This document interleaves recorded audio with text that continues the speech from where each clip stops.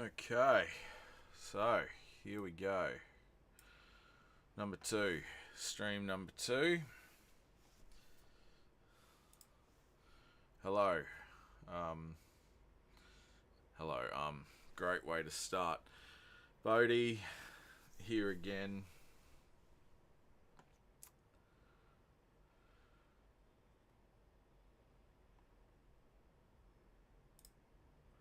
Okay, and hopefully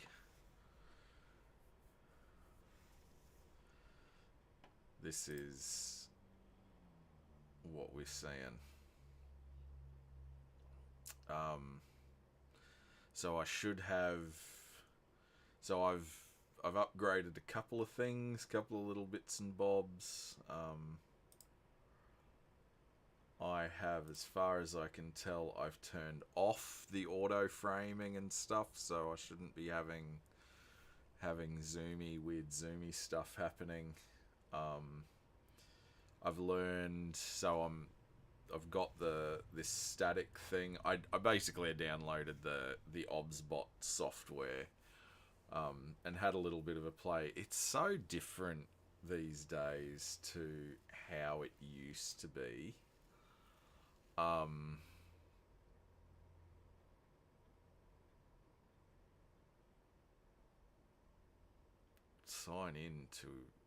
Sign into chat. Let's see. Nah, I'm not gonna. Let's get the chat up. So if there's anyone out there watching, and I will say it periodically, feel free to chat. I had a couple of mates pop up the other day. Probably good if I put the mic in. It's been a bit chaotic. I'm still running on fumes a bit. But the other day felt really good. So good for the mental health, stuff like that.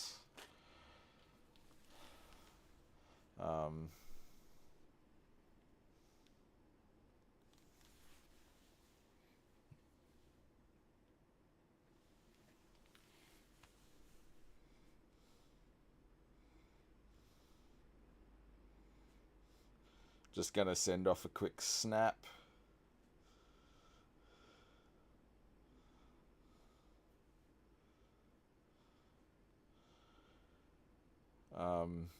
Yeah, so really good. I've got a few things worked out. I got the chat doc. I figured out the chat doc in OBS. I think things. It's a little bit too easy these days to do things like that. Like, it was literally just in the settings of OBS. I'm a little bit late today. I'm half an hour late because I was messing around with the authentication to get YouTube signed in. I faffed around last night. Turns out I had two if this then that accounts, and one was sending the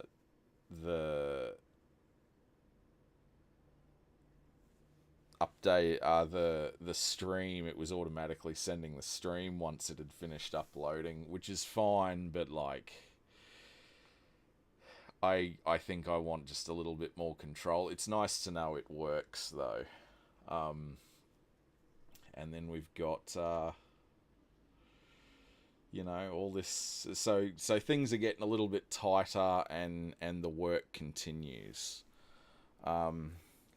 I've got a proper thumbnail and stuff. I got the broadcast shit worked out in OBS, so we're just running through OBS, which I hope is good because we're down to one screen. I think I was working on a tablet that had it had bugger all. It's sort of at the end of its usable life, I guess, and it was getting a bit long in the tooth. Anyway, we've got that figured out.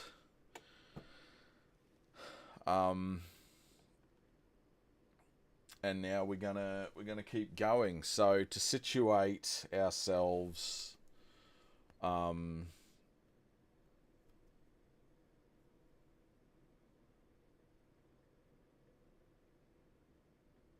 kind of hoping that this.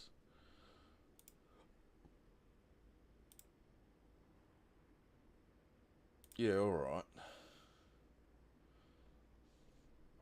So it would be interesting to see if there's any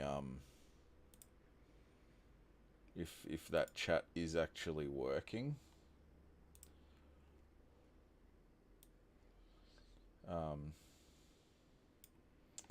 Otherwise, let's crack on.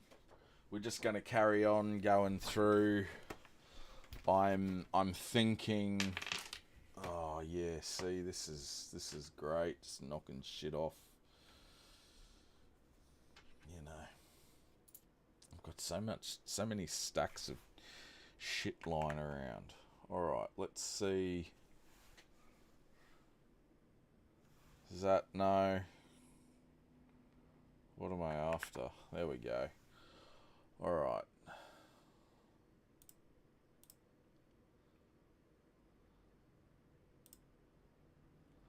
So is that sort of narrow? Yeah, all right. Let's do it there. Let's do it there. So we're working things out slowly. I've just got a lot on. I seem to be doing this weird thing where I've got endless things I want to do and not much to actually do, and not enough organizational resources. So should I do this? I'll tell you what. Let's make it interesting. This is my little to-do list here. Let's pull out some names that we can be going on with, because that will be.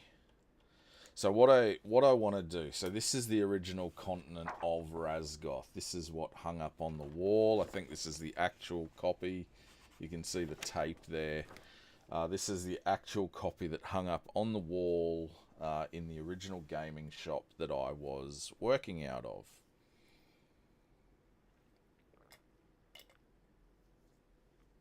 So I rented a room, got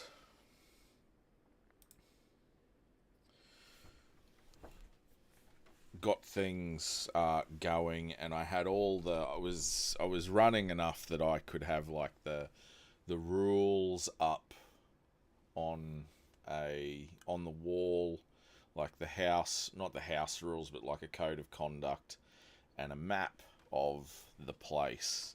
So this is the map. This was done in Wonder Draft.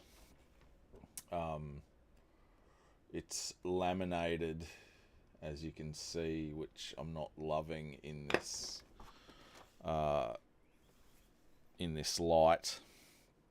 It's a good thing that I've got natural light coming in from the window over here, as opposed to my big photography light, because the way it's set, it'd probably be bouncing straight into the camera. Anyway, so this is the 25 kingdoms that I was talking about the other day. The Great Land Bridge. So, I mean, this will be a good.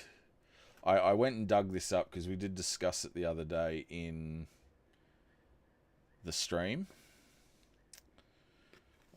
This is going to be my like I say, I'll pull some names out and I'll write them down, because what I want to do is take this, the ideas, the sort of guts of this, and put the names and some of the concepts and things into that other world, and that's what I'll be building. So as you can see, it looks very different. It's not actually amazingly legible or anything. Like this is a labeled. You can see there's Heaven's Graveyard is in there. The Frostwold, the Barren Belt, and things like that. I do. So I've got a big thing. I do quite enjoy my names. So here's what the go was. Razgoth was known as, it's the Great Land Bridge between. The idea was that it was the one land bridge between the Dragonheart up top, and the unknown lands of the south. You can also see Earth or Sar in there. Earth or Sar is Earth over sea, and that's a concept that I've had for many moons. I think I came up with that one before I left high school. Earth over sea, the last outpost, or perhaps the first outpost of the vampires. So that's just one sort of a thing. But the point being, this Great Land Bridge, both of these areas are fairly inhospitable, the north and the south. Obviously, dragons up here, although in Razgoth, the dragons, I think there was only like 4 dragons in the world, and they were extremely rare. They were essentially gods, but also not in the way that, the tendency is to think of like Tiamat and Bahamut and all of those sorts of, really just those two, the Dragonlance sort of set up. They weren't like that.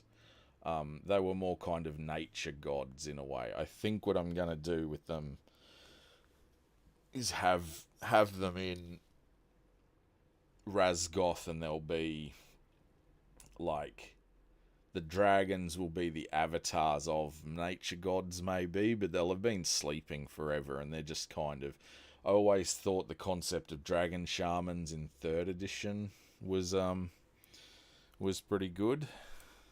Speaking of which, I'll also put inspiration. That was another idea that I had early. Jeez, I'm pretty tired today. Heroes of Horror. And Codex of Vile Darkness. That's right, it was Vile Darkness. I quite enjoyed what a lot of the 3rd Ed did. 3rd Ed had this wonderful thing where it, like, because I feel like what happened is, because the internet became ubiquitous and it connected all of these, like, kind of city, I think of it as like city states of like nerds and stuff. I mean, I definitely didn't have much contact, that's the word, contact with other people who were into D&D outside of the 2 or 3 mates that I had at school.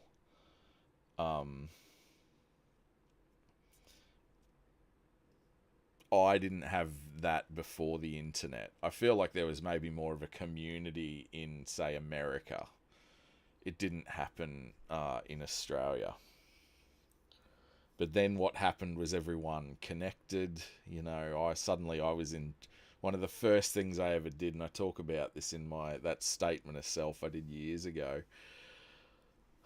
I was in chat rooms, in the Dungeons and Dragons chat room, talking to people in America. It was great for a 16-year-old. you know. But I feel like the other thing that happened was they realised they had, like, TSR. Was it TSR at that point? I think it might still have been. I could go and look at my old second ed books. They kind of realised they had brand recognition. So we had this explosion of what you would now call content, I guess. And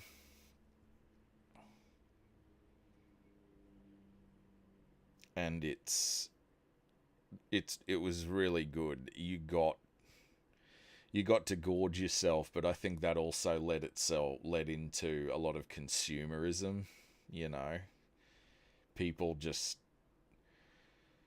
People wanting to buy every book that came out, but never actually using them. I didn't quite have the money for that, especially at that time of life. I had other things to spend money on. But the Heroes of Horror and the Codex, the Book of Vile Darkness. There was a codex in there. Maybe it was the Book of Vile Darkness tome, something like that, book. There was a codex in there, which I have. I remember being like, oh, those 3 books are like the ones that you want to do a really good evil character or evil campaign or whatever, which is very much what I'm going for. Anyway, so the idea, this was a little bit confused. The concept was gothic horror, a love letter to Nosgoth, Legacy of Kain, my favourite video game fantasy world. The problem was that I had 25 kingdoms, and I mean, you know, you can see, so the Principality of Wall Sin, Winter Forest, the Warvelt, Zaskain, Hub City. Hub City was like just a little tiny, I think it was just that one little island in there, that one. But it was the main sort of hub to go into the north. And then I think there was one city up here. These are shipping lanes. And, you know, so we had a freeze line. That line in there is the freeze line, and that everything north of that froze in the winter. Every winter that would freeze. You can see I had the ice bridge concept going on here. And then, you know, past a certain level north, nothing would survive in the winter, and that was where you got the Barren Belt, which acted as a natural buffer against, well, Dragon Country, the land of the barbarians, and all of that sort of thing. Dragonheart, again, dubious as to whether or not dragons actually existed. But yeah, you had, so Hub City was one. It was, I think, the main thing in the north. There was also, you know, so I had 25. There were a bunch of categories. There was like the kingdoms, 25 kingdoms, which are these, all of the little white ones. I had 7 wildernesses, which were like the frontiers. So I had the Mistwood, Plutaria, the Everswamp. Down here there was the Southern Frontier, the Vernal Plains, the Darklands. I think there were two quote unquote. I'll run through all of these sort of in a little bit more detail, but just the categories. The kingdoms, the wildernesses. I had 2 neutral sort of territories. So I think it might have been Vostogratch and maybe Thanavenica. And they were in the what I call the tapestry of light. So it was and again, so this is going to it's not going to get problematic. It's just, so I had to explain. I had the sentience, which were like the thinking, feeling, the quote unquote good peoples of the earth, and that included pretty much like all of the 25 kingdoms, but also the orcs, the goblins, the greenskins. There was a very fuzzy line race wise. It was very fuzzy, but it did still exist. And then you had the darklings, who were evil, and again, your evil, bad, evil gods, blood sacrifice, all of that sort of thing. And I think there was I explained the other day, like this design principle of like using don't be afraid to be subversive and off color and all of that, but use it to interrogate things. And this is what I mean. To me, that when I came up with the sentience being the good guys, that was kind of like a flag of like, yeah, these guys, like these 25 kingdoms, do see themselves as being sentient, which others, the darklings do not have these things. But then the world of the game was meant to be, but the darklings do have that. You guys are just being racist, but not in a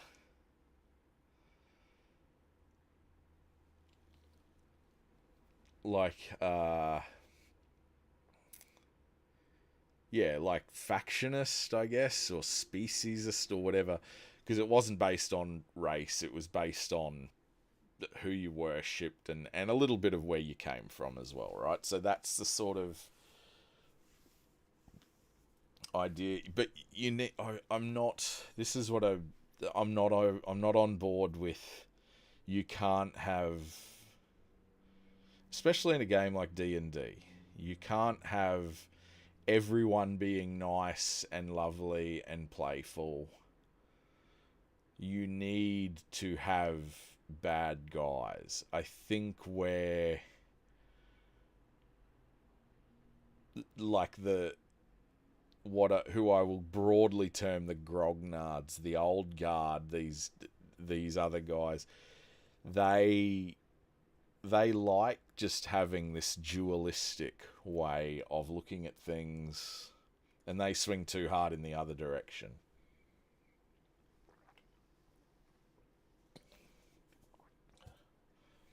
They are fine just having every orc be evil.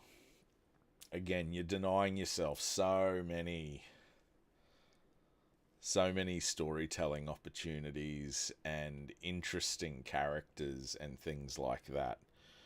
It also doesn't make a lot of sense to just have... I love how there's like edgy... You can have an edgy rogue, the stereotypical edgy rogue who has done bad things, and I'm a bad sort, you can't get close to me. But by dint of the fact that they're the right race, they're still considered good. Whereas like a noble warlord who is an orc is just a baddie because he's an orc. Like, I don't know, it doesn't make a lot of sense just having that dualistic thing. But it's still, again, you've got to have a certain amount. When I designed this, starting as simple as I could, I needed the bad guys. I think I had 14 or 15 races that sort of made up the Darkling sort of... What did I call them? The Dark Confederacy. and then another layer on top of all of that is also, well, they're all made up people anyway. They're made up. We're using this to interrogate real world evils, but at the end of the day, they are still made up. Like that is a bit of a thing with the. I get the feeling that people might lean into the gaming a little bit hard sometimes. And I think it's a wonderful thing when people, like, the imagination and the stories that come out of giving yourself permission to, have queer characters. Like, why wouldn't you have queer characters in this amazing setting? Like, why would that not be a thing?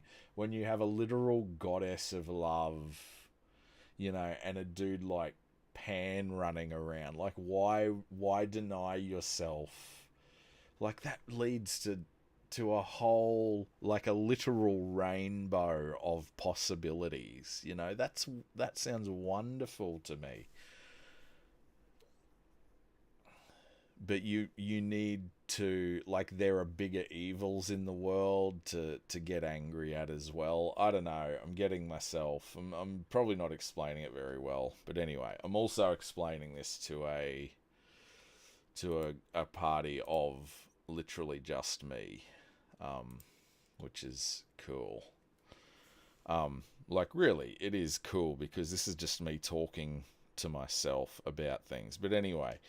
So we had the 25 kingdoms, we had the 7 wildernesses, we had a couple of neutral guys, and then we had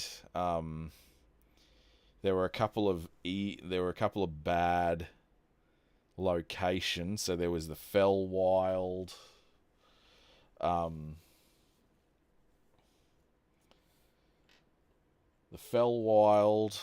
the Death Forest, and the Death Garden. We had Scourhage down here, which was that was ruled by Dragonborn. And then we had some other interesting little. We had the Frozen Vaults, was another part of the ocean that froze over, and there was an Atlantis sort of city down the bottom there. We had a couple of archipelagos. We had 4 principalities, which were the islands up here. We had Holdo, Grotto, Friezo, and Slythe. And they wielded a lot of power because, as we can see, the trade routes sort of weaved through them. So they could make or break a lot of trade. There was a lot of interesting trade stuff going on up here that you could only get from the northern reaches. And again, trying to be like the gothy horror sort of, there was a lot of overland travel was very hard. So the idea was, in the history, Heaven's Graveyard, there was a big cataclysm. It was a wonderful fantasy world. And then there was a big cataclysm. No one knows exactly what the cataclysm was. And this will be lifted whole cloth, I think, and put into Razgoth, like the version I'm working on now. Heaven's Graveyard became a thing, and then you had 4,000 years of darkness, which, to take from Legacy of Kain, that was meant to represent Kain's empire. Was 4,000 years old. From when he refused the sacrifice to when he... Well, in this world, the Storm Accords were signed. So the Storm Accords bound the 25 kingdoms together. And then the Storm Accord... And then that then they began to organise. We had the High Armory became a thing, which now that I'm thinking about it might actually be a cool idea. There's ideas bopping along. Hello, Phil. I can see you. So you've missed. So I got the chat dock operating in OBS. So hello, and I'm in the middle. This was the old map. This is my old map. Look at my map, Phil.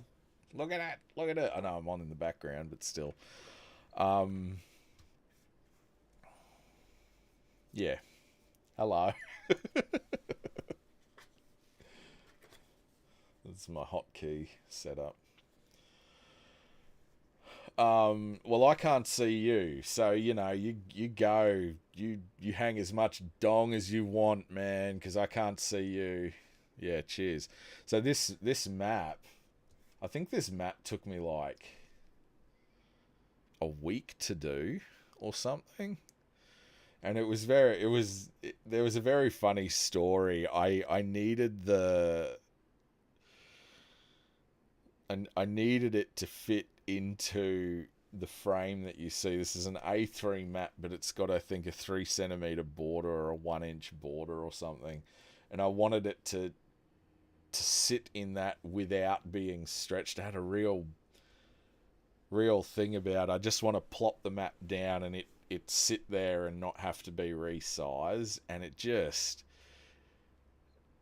it took me ages to work out like the exact dimensions I wanted, and I still have this map template and everything. It's got my little insignia on there.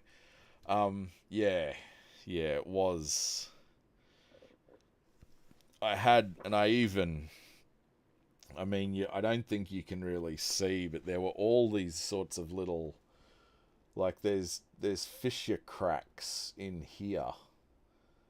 Yeah, there you can just sort of see them in there that I actually plagiarized them off. Well, I didn't plagiarize them. I bought them for use in Photoshop. There was a fantasy assets pack that I seem to remember. He was a very nice young man. He drew this awesome. I've actually got them in the thumbnail for this stream. I got them for use in Photoshop, and I ended up like repackaging and not vectorizing, but I had to like go in and edit the files and everything so I could use them as Wonderdraft assets. And they all had like these massive like white backgrounds. I think that's a pretty good example there. That little thing there was like a swirling portal. And I mean, you can see all the white outlines, because by the time I was to cut all the stuff out that I wanted them to have I wanted them to look clean, but they ended up with these massive white borders. And I just went, fuck it, let's give it a go. And it's full of little details like that. But I clean them up. Exactly. And they're all through this, but when I look at it, I'm like, I know they're there, but I can barely see them, so they're not going to show up. I'm not a fan of the laminating, but I did want to laminate it. Anyway, that's the technical shit. Some of the technical shit. So, Great Land Bridge of Razgoth. Dragonheart. Here may be dragons or may not be. But there's definitely an Espergrad up here. There were definitely barbarians. And I think there was the one trading post, which was based loosely on 10 towns.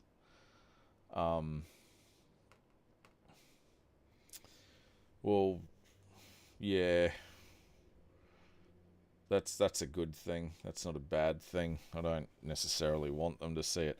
I pulled this out just to illustrate. This is again more me setting my feet and getting things ready for when I because I'm going to be mapping this session. I think we're going to pull all the names out of this, or most of the names, some of the names. Yeah, Frozen Wave Country. That's what it was called. There's your little frozen bridge that I have. I've brought that over. The Western Tradeway, Grotto, Holdo, Friezo, and Slythe. You know, but yeah, the point being, Heaven's Graveyard was meant to be this gigantic, or this area in the middle that didn't end up being as big as I wanted it to be. And then there were a bunch of kingdoms around it that had signed the Storm Accords that had bound them together. There were two that weren't a party to the Storm Accords, and I'm pretty sure it was Thanavanica and Vostagrach. And then there were some out-and-out bad locations. There were a couple of bad, like quote-unquote bad countries, so that would have been Earthorsart and Scourhage. You know, I mean, you can even see there's a couple of different sorts of trade routes there. That would have been a Darkling trade route there. And these were the Sentient trade routes. I hate that fucking name now that I say it. It wasn't a good move, but I mean, the reasoning I feel holds up, but yeah. Anyway, so you had, I'm not going to go through every single one of these kingdoms, but yeah, there was, you know, the full gamut. There were deserts, Barrenspur and the Shimmer. There were your little, I think the Principality of Wall Sin was like a breadbasket, as was Manarak, which was the starting zone for most of the games that were played in this world. We had Aetherius Saal, and Helmheim was held by the dwarves. We had Dioral Chorus, which was the Song of Money, and there's old Maldavar, the quote-unquote biggest / longest running game I ever played was in these two countries down here. And they were like right down hard on the southern frontier in the Vernal Plains. Yeah. So that's, I mean, it was a big land bridge, and yeah, it was the most arable, most habitable land on the planet, which is why everyone was here. The idea with Razgoth, and this actually comes from the world of Magnamund. There it is. So I've got a... This is showing off. I'm just going to get up. Give me a second. I'll show you a little bit of my library. Again, hopefully I don't pull everything out. I'm either going to destroy...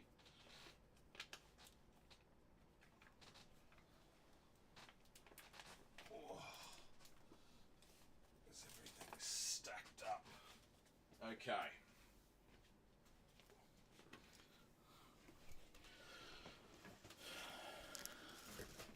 So these are some of the oldest books that I own. If my older brother ever saw this, I don't even know if he'd remember it. We'll bring the map back presently. So I've got the Magnamund Companion, Joe Deaver and Gary Chalk. I believe Joe passed away a number of years ago. Couple of years ago at least. I know Gary's still going. I think he follows me on Twitter. I follow him on Twitter. Rip Twitter. That's a story for another time. This is the world of Magnamund. And, I mean, as you can see, it's a little bit worse for wear. I've got my Master's DM book and Mark, who was here the other day. Wow, my Spelljammer, my old Spelljammer book.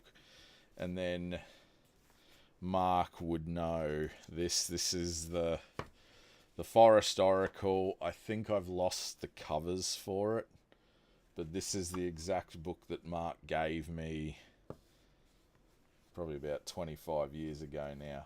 Anyway, we'll get to these. These are some of my oldest books that I have for this hobby. The Magnamund Companion, just to give you an idea. We might... I don't know if I have Magnamund in the inspiration list, but anyway. Yeah, well, the creases, you know. There we go. Look, Bodhi. That was Bodhi Vandenberg. There's me. Sucks. Cool. There's a password for something. I think that might have been the password to borrow this book. That might have been, because this was like my pride and joy at one point. Bodhi Vandenberg, because I had to write my name on everything. Wow. I mean, it's been a few years since I opened this up. So that's a Gaiac, which I believe were like... so Magnamund, yeah. Magnamund was, or slash is, so this is Joe Dever and Gary Chalk. I believe this was their D&D world that they played in. It was originally a series of stories. They started writing Lone Wolf, who I'm assuming that's definitely Lone Wolf. And Lone Star, Grey Star, sorry. They were the two dudes who had the stories written about them. I'm assuming this is Lone Wolf as well, with the Kai Monastery in the background there. Yeah, and it was their D&D world. They started writing stories about it, and then it became this whole media property. I know there were colouring books. My older brother got the colouring books, and he actually did an amazing job in them, and they were fascinating. And to help the reason I mentioned the colouring books, because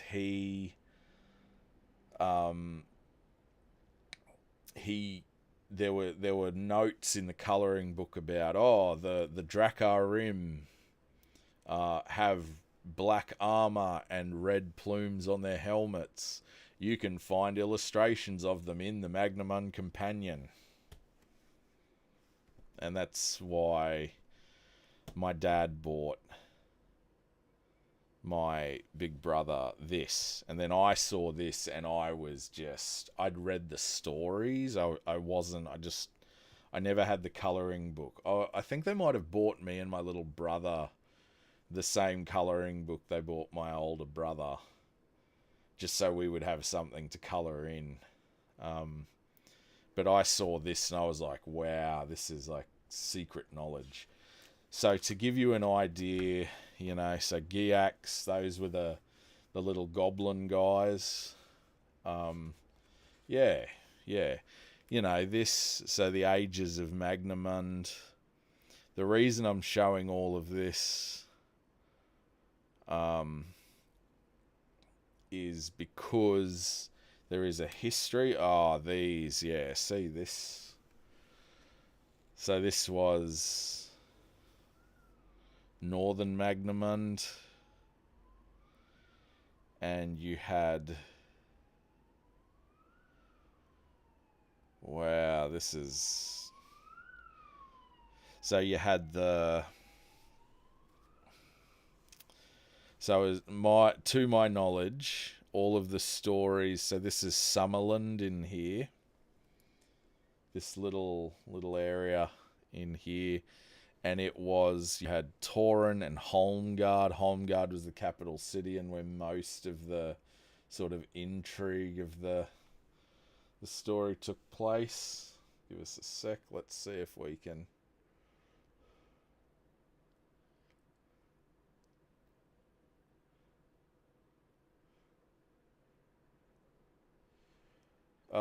Yeah, sure. Oh, come on, baby. Don't be like that.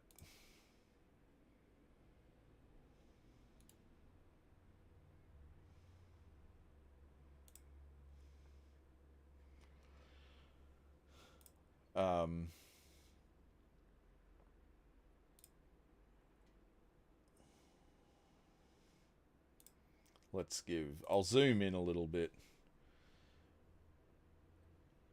At the front than at the top. That doesn't make sense to me, but whatevs. I'm sure it makes sense to you. But it was, yeah, most of the stories took place in here. Oh, Raggadorn as well. I think Raggadorn was like that was the... Well, I remember the Raggadorn Tavern. There's actually a game in here called the Raggadorn Bar Brawl, I think it is. And it was literally like, yeah, here you go. Dawn of the Dark Lords. Oh, solo role-playing adventure game. There you go. Here is a version of solo RPGs for like 30 years before the fact.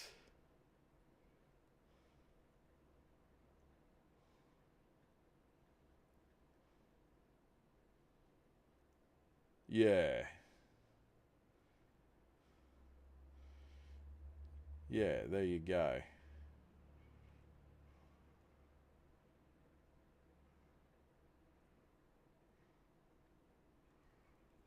Indeed.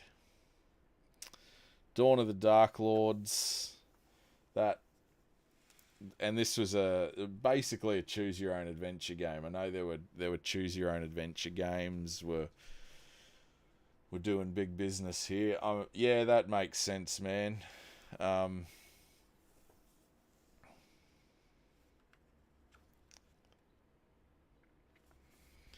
There was... yeah, here we go. And then there was... that's that iconic art of...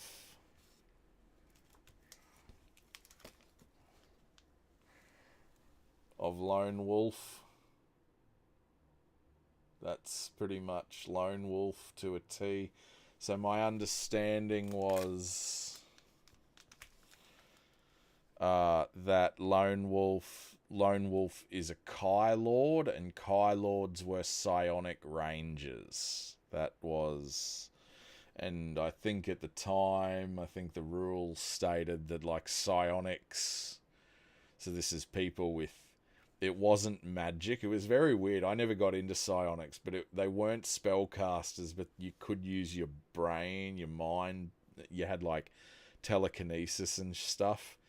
And psionics made up like 0.1% of the population. So you like rolled on a 1d100, and if you got a 100, then you were psionic. Or you had to, then you made a secondary roll or some shit. Psionics were extremely rare. These guys decided to make it more common, I believe. And they were all rangers, I believe. And then this was what I was looking for. This was the bar brawl.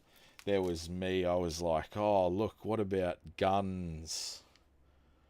So items. There's my older brother writing items, because this was where he put his items, and I think I wanted to impress him, so I drew a man with a gun. That was, and I was about, I think I was about 5 when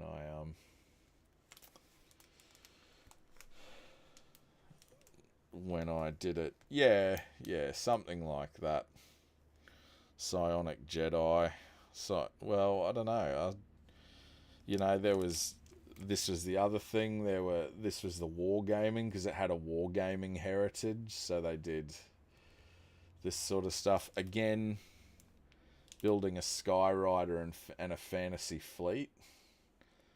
And they showed you how to do all of this. There's Bainadin's Skyrider. So Bainadin was the mage character, or the wizard, or whatever he was. I think they called them magic users. This was definitely first edition heritage. Modelling the Kai Monastery. They had a modelling magnum, they had a big sort of craft thing. I'm going through this backwards, but anyway, these maps were, I mean, this is, again, I saw these maps, and it was like a watershed moment for me. It was on par with reading my first Forgotten Realms novel when I was, I think, about 8. But then I saw like that modelling magnum and stuff in the back of this book, and I just never, that stuff did not interest me in the slightest. I wish I'd gotten into the colouring more, but anyway, yeah, these maps have always been, and the whole story, I mean, you can see this is the Darklands here, I believe they're called, Helgedad.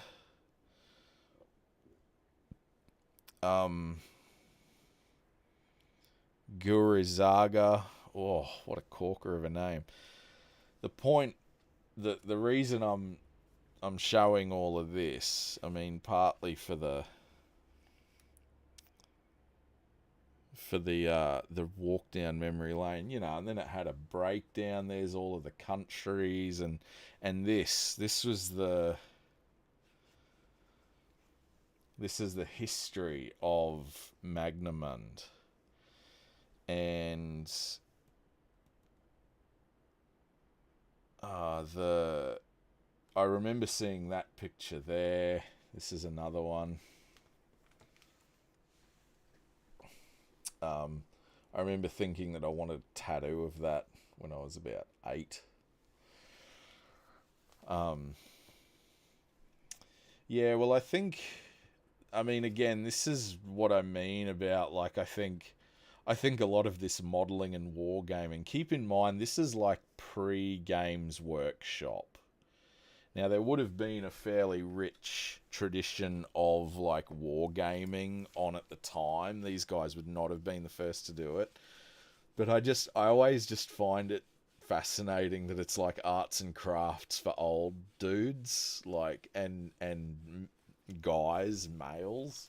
It's like a socially acceptable form of knitting and applique for guys. And that's not a bad thing. Like, I don't mean that in a disparaging way. It's interesting, right? That's what I mean. I don't see why, again, sports. I used to cop so much shit from guys at school for playing Dungeons and Dragons, but like, they knew every premiership game that year in football. You'd be like, guys, we're doing the same thing, just you're doing it with sports and I'm doing it with magic elves. It's a bit funny, but this history here was sort of what birthed Razgoth. So the idea, the thought process, and then you got Southern Magnamund. The Great Lunalian Plain. Oh, I wonder what font this is, actually. This is interesting.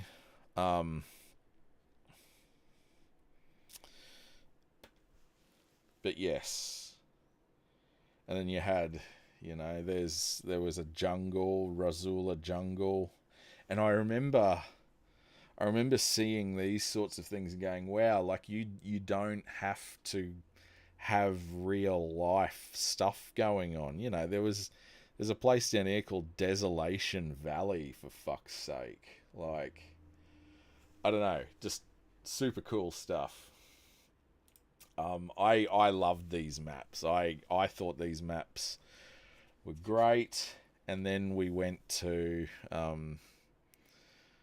the extended history. The gods Ishir and Kai sent forth the magical Elder Magi to challenge the mighty Agarash, who had killed Nixator, I think.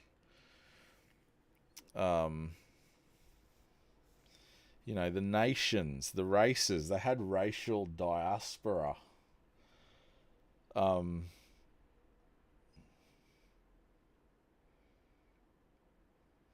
I can remember like telling stories about all of these different guys. And, of course everyone was like, oh, why wouldn't you be a knight? Because he has metal skin, he has a suit of armor, and of course he's going to kill a dude with a scimitar,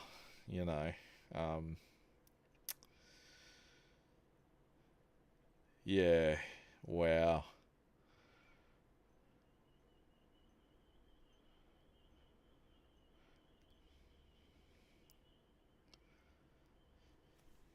Just crazy stuff. Hand lettered by the map drawer? I don't think so, eh? I don't think so.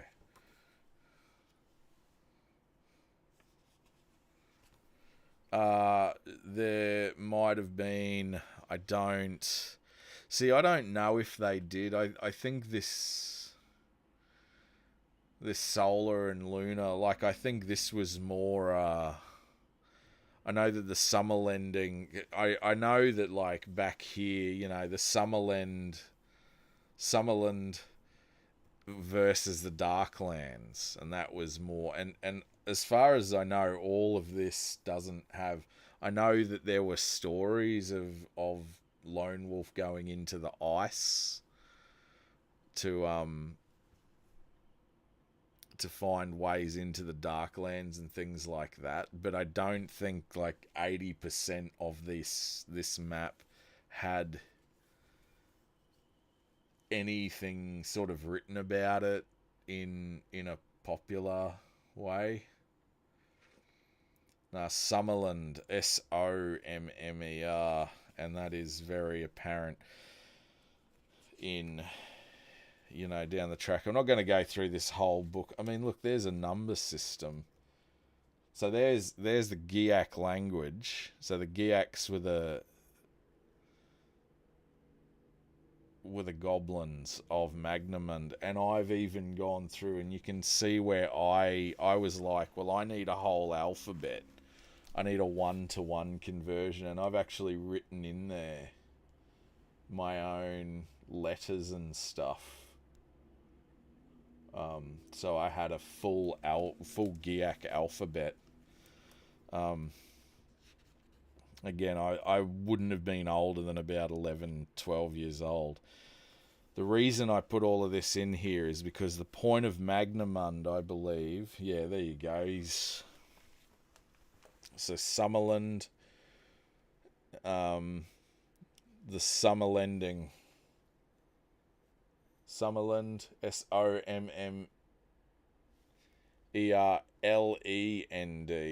was how it was spelt, and the Summer Sword was like a Vorpal or a Sunblade or some shit. Yeah, well, not my own cipher. I think I just noticed that there were there were missing letters, and I wanted to be able to write in Giak. I thought it was the greatest thing ever, so I recorded my own letters. And then you have and this is a breakdown, a 1-to-1 breakdown of every nation and their main. Again, this is the sort of stuff that the old guys get into, is ruler, capital, population, but then like the currency, each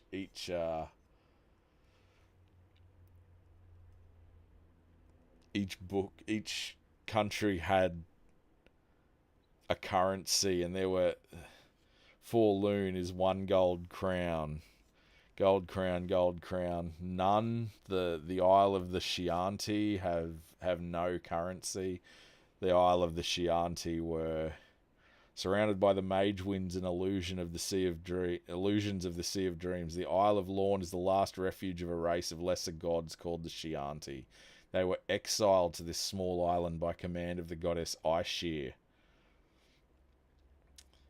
and they pledged themselves to remain separate from the peoples and lands of Magnamund and to take no further part in the destiny of mankind. How good is it, eh? How good is the art?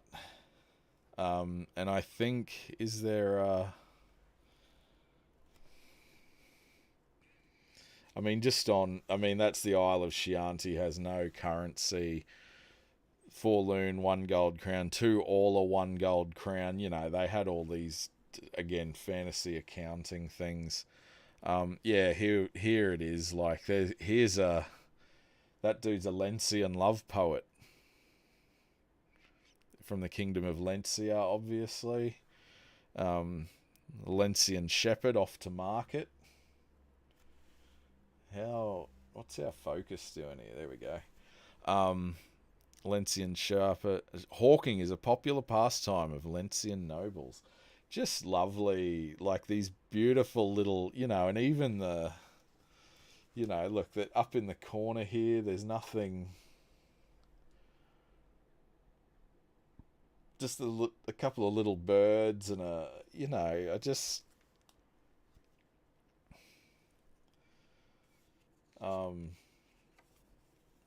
yeah, I don't, oh yeah, Slovian castle under attack by Escalate.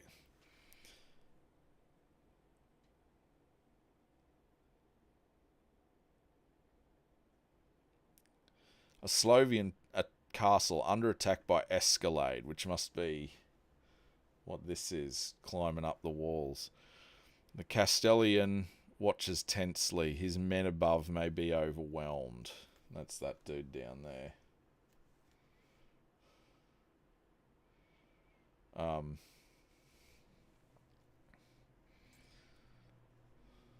Castellan, who is the local lord, I believe. But yeah, just, yeah, and this one didn't have any sort of explanation. But even as a 10-year-old, as a kid, realizing that was a Giak, like you can see he's got the studded leather armor and all of that, and just going, oh wow, like they're not all, you can represent things differently. There's your one of Mother Chowloon's more aggressive archers, and a Benarian challenges his foe with ritual insult. That's a little,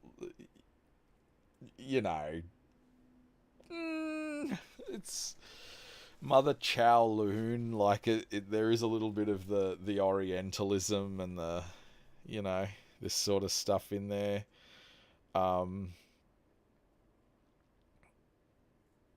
Having said that, they still, this is what I mean. It's an interesting, I think the history of D&D is, it's interesting because they do engage with like the cultural sort of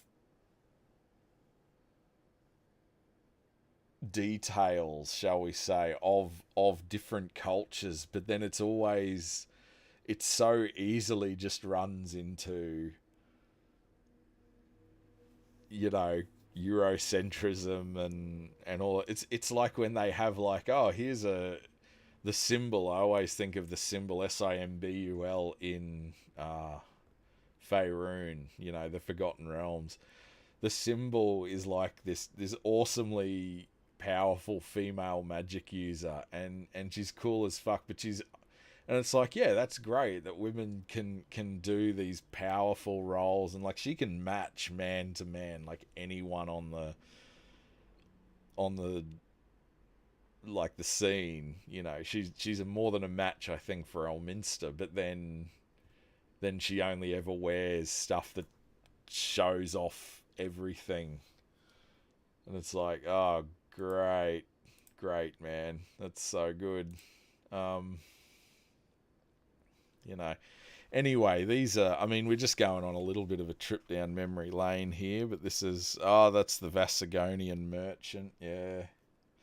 That's his, there's the standard bearer, you know, and these, you know, again, so you have a rundown of all of these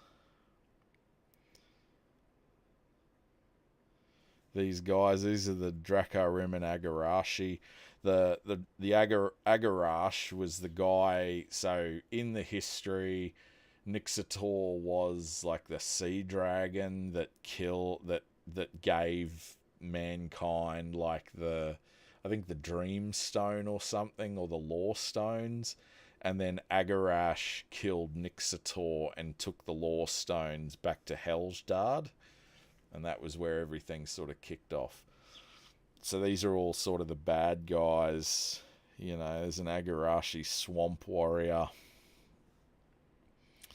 And a lot of, I mean, you can see a lot of these nations don't even have explanations.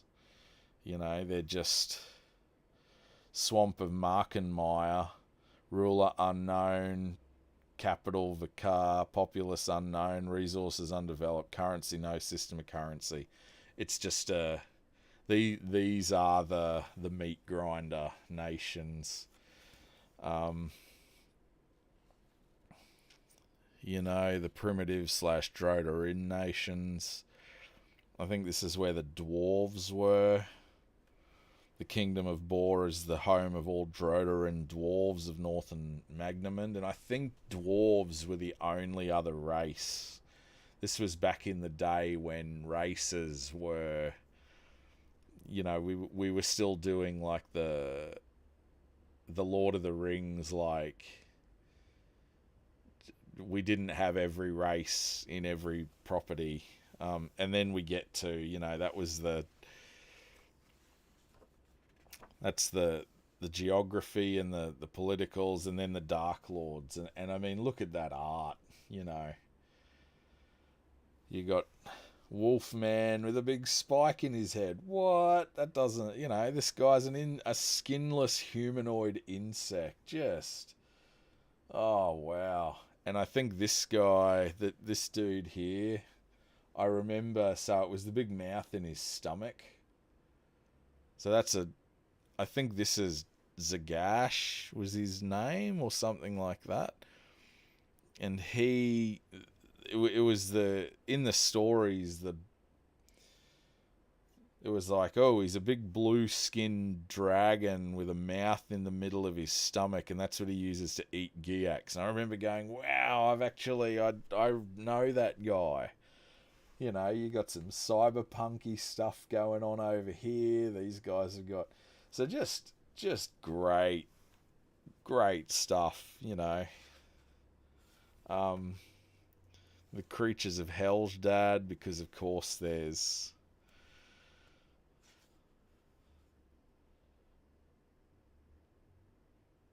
there's a Zagash, yeah, powerful creatures, yeah. And that thing's a Vordak. I'm pretty sure that thing, this Eddie looking motherfucker here, is a Vordak.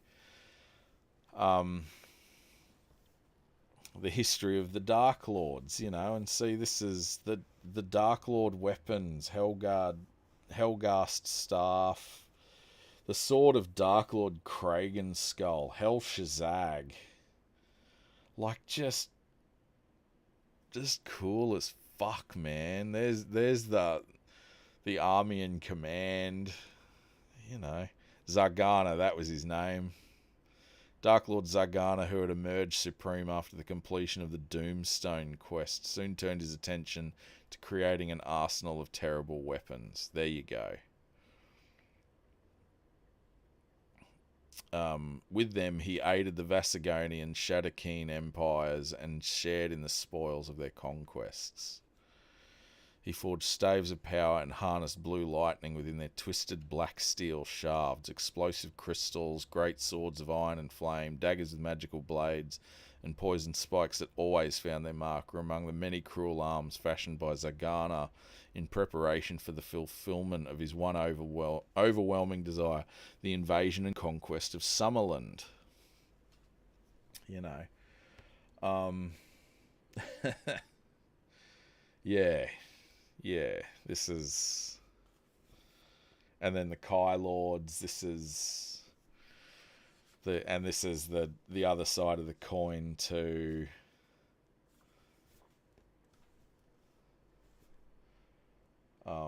to the Dark Lords, are the Kai Lords. And this was the Kai Monastery, because that was the idea was when you got picked out as a Kai Lord, you went to the Kai Monastery.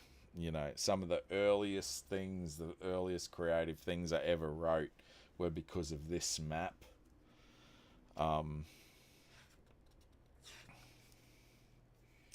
yeah, there you go. Raggadorn Alehouse Brawl. This is what I was saying before. You might not have been here, Phil, but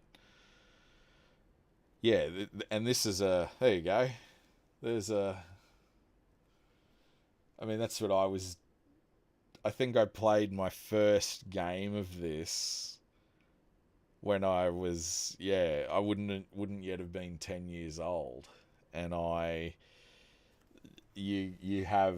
You know, I mean, there's little pictures down the side here, and I wanted to cut them out. And I remember my brother went, no, and we used just little squares of paper with, like, Bo written on them and stuff like that. And there's all the rules. And I think the idea was you were Lone Wolf and there was a Hellghast. So a Hellghast is a Dark Lord or a Dark Spawn who could change shape, and they were like the Hellghast. Dark Lord Vashna originally bred the Hellghast for the wars against the Summerlending. They're powerful undead creatures that can adopt human form at will. They're like the assassins. And there was a Hellghast in the alehouse, and you had to find the Hellghast, kill it, or escape or whatever. And then there were... I mean, look, there were fucking... What? 6... There's 9 characters, plus the Landlord, Croupier, Serving Girl 1 and 2. So there's NPCs... you can go up to 10 players. Just absolutely nuts, you know.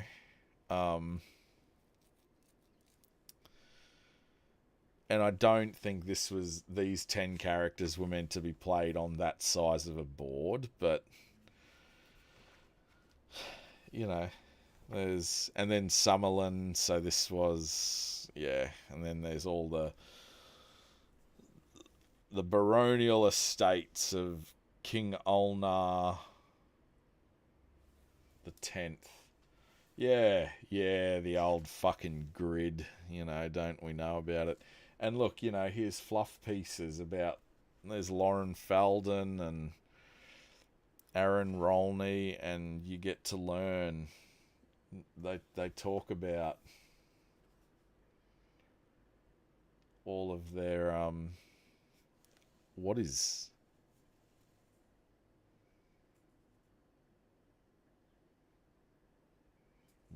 that?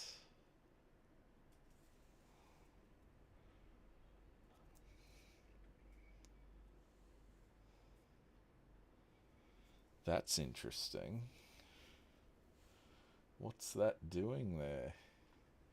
Oh, dude, like this was, and again, this is what I mean. This is not the only.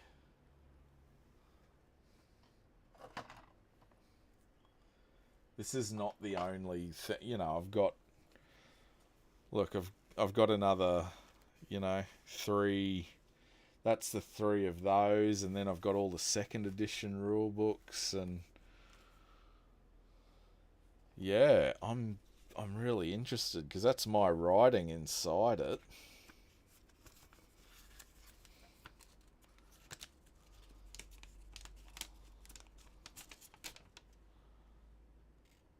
Uh,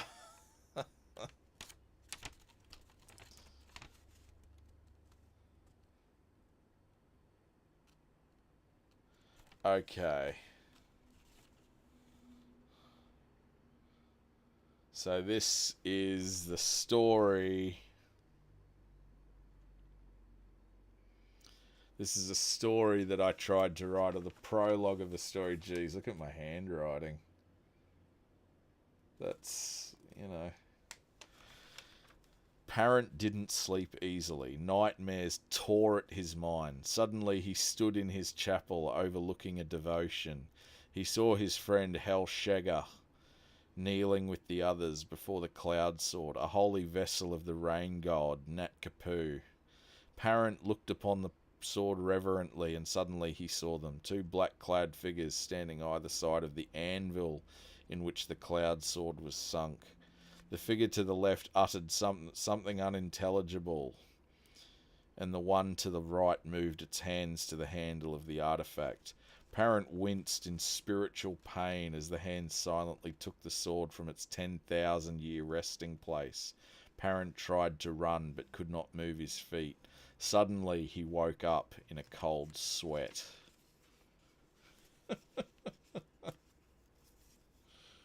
Wow. And I can remember, I can tell you the story about that. So, Parent was my monk, and it was me and one of my mates from school who Mark knew as well. And his character in the story was called Hel Shega.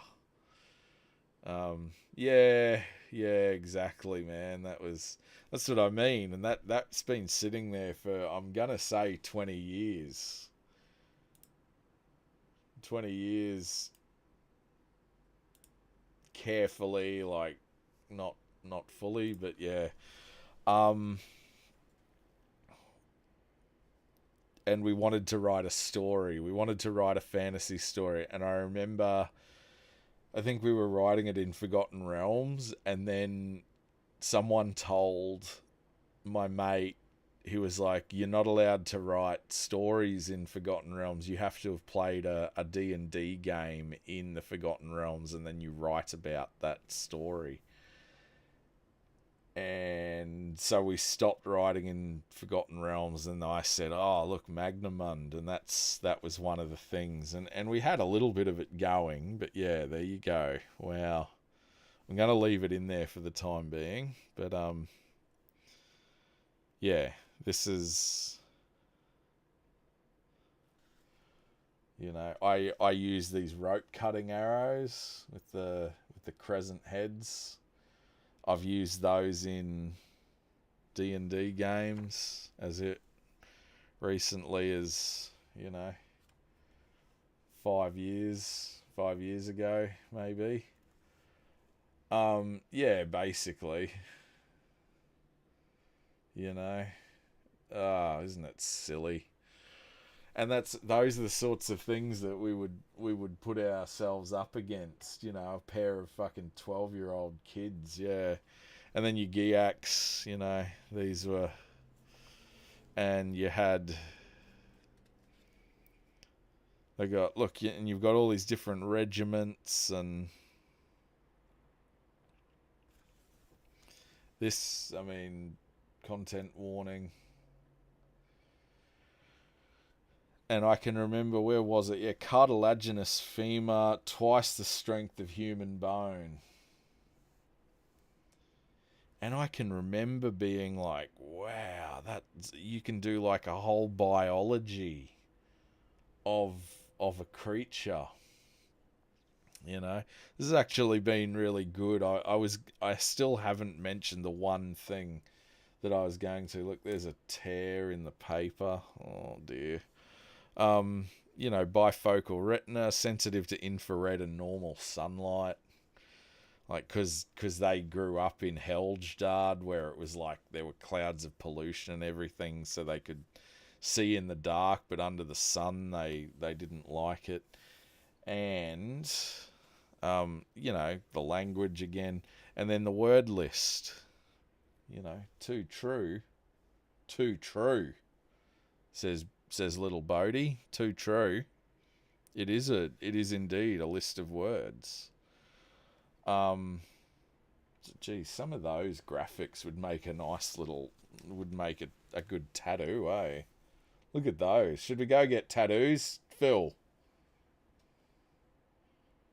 Let's go and get a boot print tattooed. We'll go and get that blown up and just tattooed on your back, like covering your entire back. I remember, and Hell Shegger, the name of the character before, I think it came from here because Shegger was hunt, and I think Hell was black. Yeah, there you go. Hell Shegger was black hunter. Hell Shegger. And Zeok meant pay me. So pay.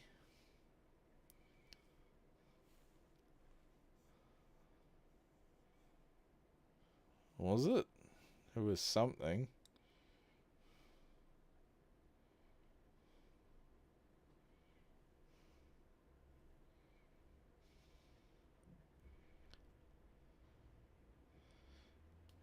Me. Yeah, there you go. I, me, ok.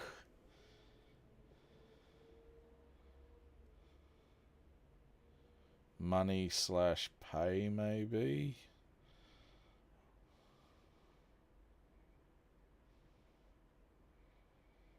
Let's see. Yeah, it was because we actually use. I mean, fuck, we were so cool. Yeah, right. Yeah, Black Hunter, edgy, but that was. And here, see again, isn't it? Like, that was my mate reading this word list and going, "Ooh, Black Hunter, yeah, I'm the edge." And here I am with a name like Parent, because I was like, "Oh, I want him to be nice. Parent, that's a nice name." Um,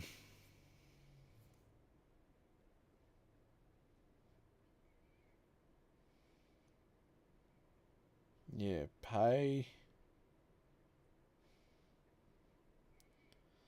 money, something like that. Wealth, money, no. Kicker. It was Zeok. I remember we used to say Zeok, and that meant pay or give me.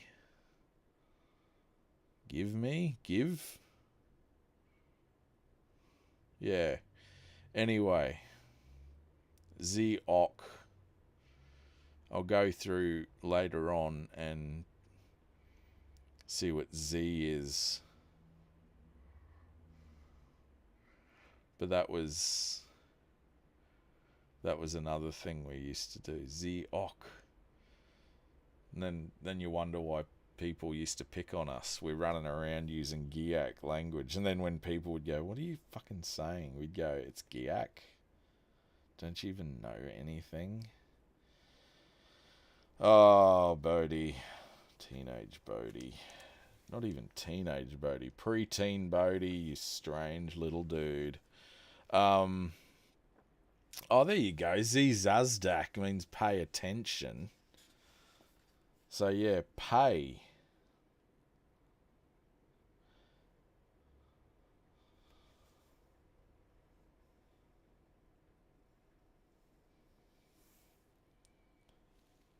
Anyway.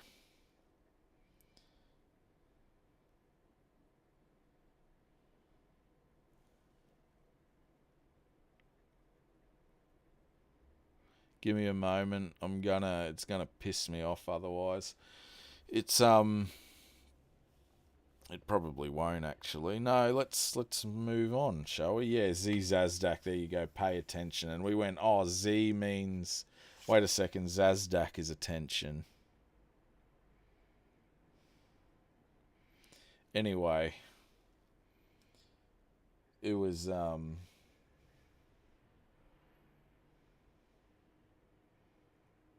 what a fucking, there you go, order is Zazdak.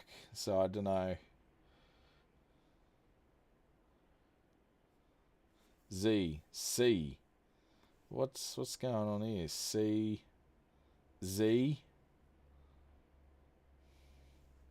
C order. C order. Pay attention. Sounds right.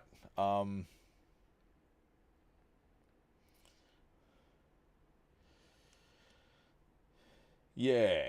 Yeah. Again, I think this is another thing that you notice when this is the sort of thing we used to do.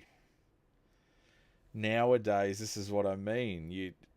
We don't have time to do this sort of stuff. We want it bang bang bang. We want it all served up now and give me the treasure and off we go.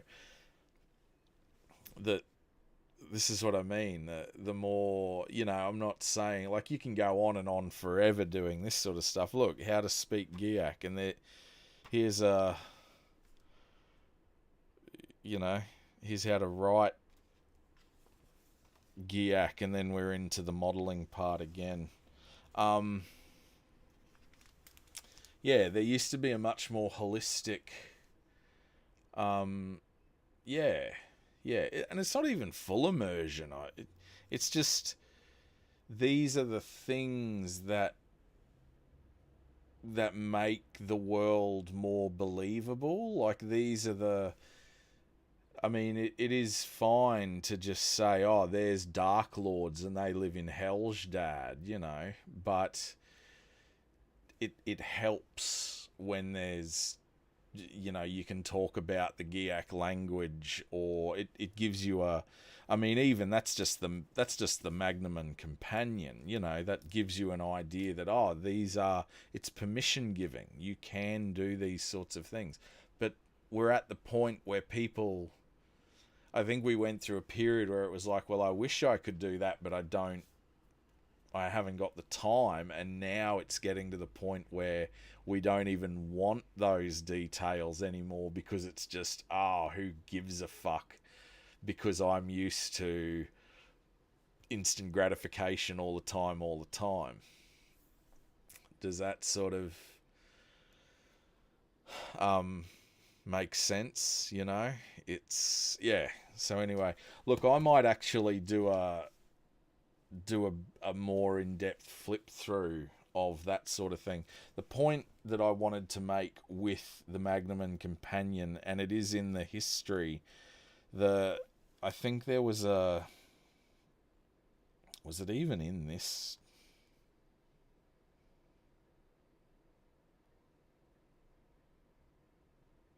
I might even be misremembering it as being. My understanding was that Magnamund in the multiverse, or the universe of Magnamund, it was the last, like, the gods of good and evil had fought, and one had fallen to evil, and one had fallen to light, and they were like neck and neck, and then immediately and then it all came down to Magnamund, and Magnamund was like the last world that was going to tip the balance in favor of good and evil, and I like that idea. And so the idea with Razgoth was that it was on the razor's edge. It was literally an edgy thing, and it was the last world, and good was on the back foot. But it's very hard to make good be on the back foot when there's 25 kingdoms and all of that sort of thing. Yes, I think it's a different, like I say, it's a different era, and people are used to. It's paradoxical because there are people whose entire job is ensuring story continuity for these different IPs, and there's tools out there that you can use to do all sorts of amazing things that would have taken a whole team before, but now people are so used to like binging Netflix, like people who aren't in the industry are so used to being able to binge an hour of super immersive stuff, and VR and things like that, that they're not interested in that sort of thing. But then they'll also get caught up on, like, again, fantasy accounting and things. It's very strange. It's very strange. But a different time, a different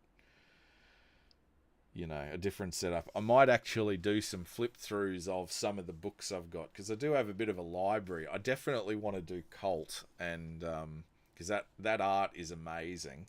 But yeah, some of these older ones, we've got, and I got to be careful. I actually found this one. This Master DM's book. I found this in a haunted house, and this is, that's the original world of D&D. The Empire of the Great Khan. Just amazing. I think it's actually, the rats got to it and ate. You can sort of see it's not just torn, it's been like eaten, because I had this sitting in a box in a shed. But this thing's, and this had,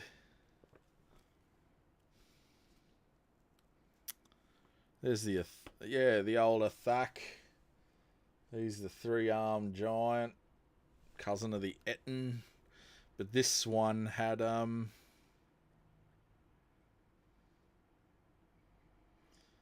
you go. This is to become an immortal. So the Master DM's, the black box set, the Master DM's book is for 30th and above characters, 30th level and above. And this is the process for becoming PC immortality.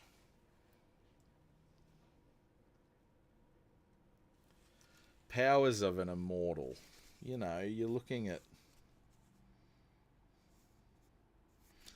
to give you an idea, this might be a good flip through, because look, armor class was 0. This was when Thaco was a thing. Hit points is 100, and you regenerate 1 hit point per day. Because in original D&D, yeah, it's not as impressive, but that's what I mean. Like, back in the day, Magnamund was like the Rolls Royce.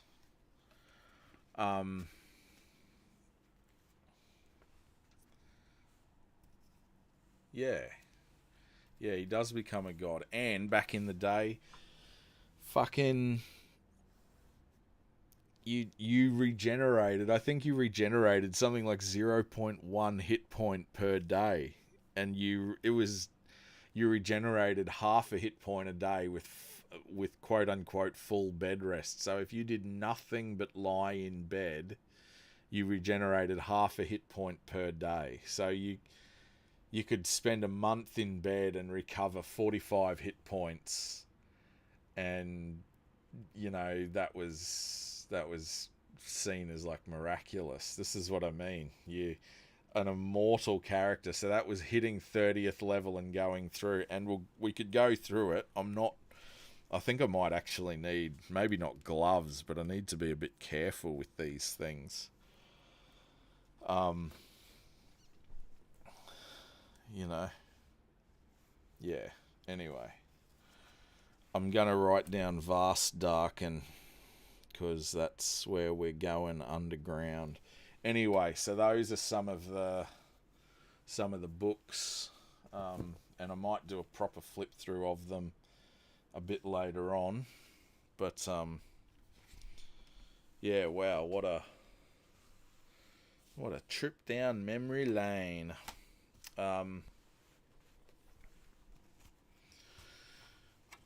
Yeah, I've had that book for fucking years, and admittedly, that is probably the one of the older ones that I've got. That's, if not the oldest, but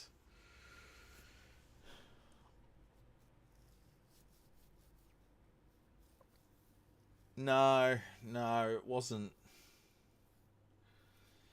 But it wasn't meant to be that it went over real time. It was meant to be like, I keep on thinking of like a vacation. Like, adventures were meant to be like, all right, we're gonna get prepared and off we go, tra la la la la, and you. No, it was, I mean, to me it was a contiguous timeline, and you could cover it off in a month, but that's where the downtime comes in, see? That was when you were meant to be, because the idea in these games, these older games, to me, was that you were meant to be like becoming a lord. So that was when you would be like, okay, I'm gonna take the weight off my feet for a month, but in that time I will hear the audiences of the local peasantry, and I will hold one judgment per day. I'll attend one execution in that month, and let's raise taxes by 5 coppers per head per month. To force to make to repair the fences at the goblins. Like, that's when you were meant to engage in the statecraft of it and whatnot. But that's what I mean. Nowadays, it's like, no, there's not enough combat abilities for that. Like what I've said there, that's how you could cover that month off, right? You could, and in that time you were meant to be like convalescing and, yeah, gritty, but that's how things were. An immortal character recovered 1 hit point a day. Keep in mind, again, this is pre-internet, pre-video game, pre World of Warcraft. I feel like World of Warcraft has a lot to answer for that sort of thing, because those aren't role-playing games, right? They're poker machines. They're designed for the dopamine hit, and now we're getting to AI, where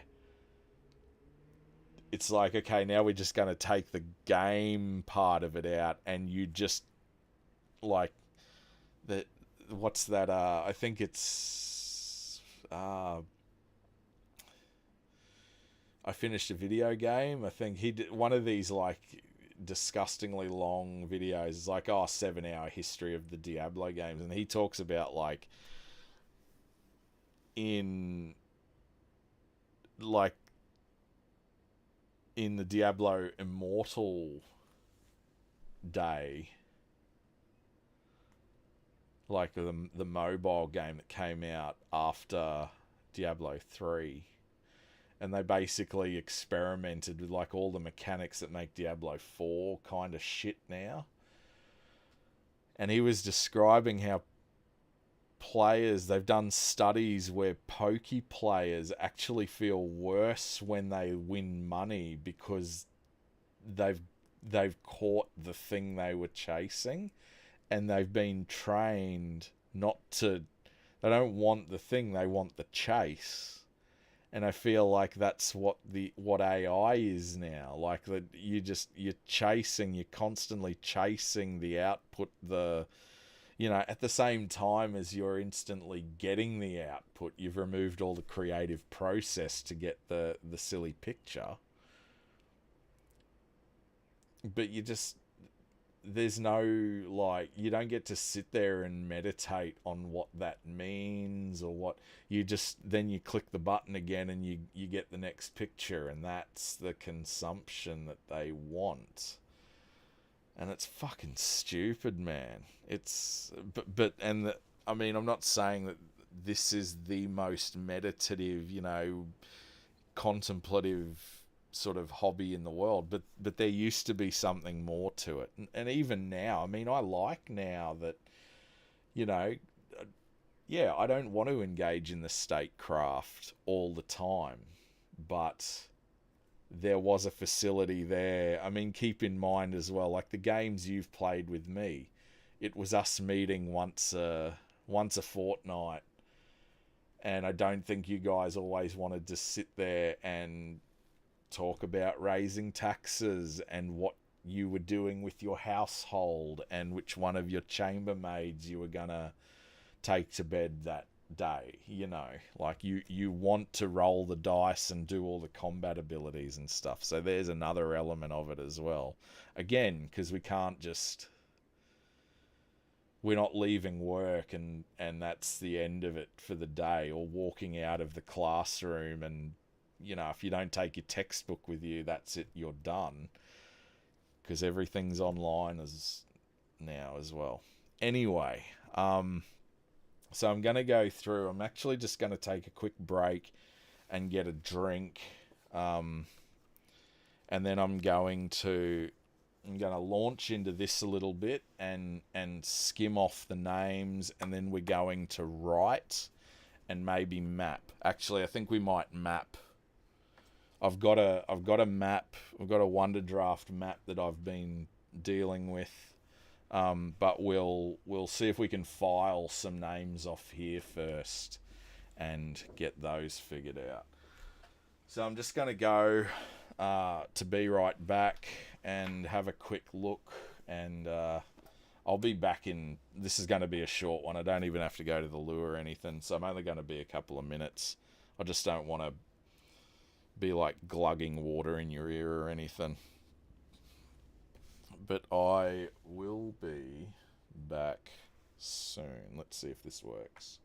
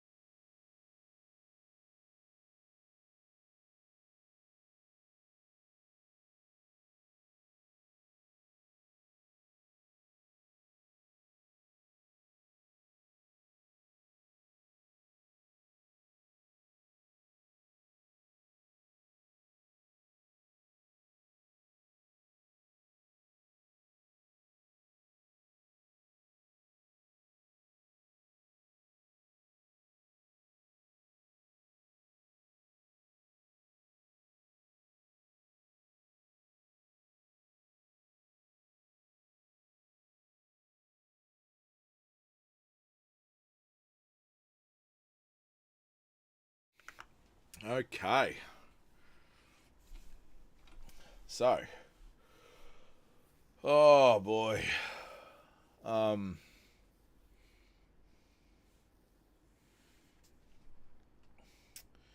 Here I am. I'm back.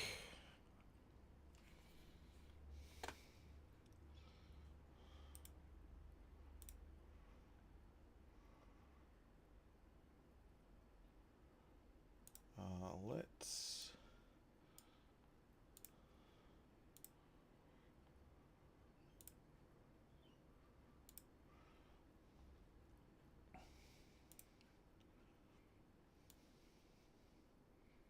Oh, wait. No, we don't have to do that. Let's.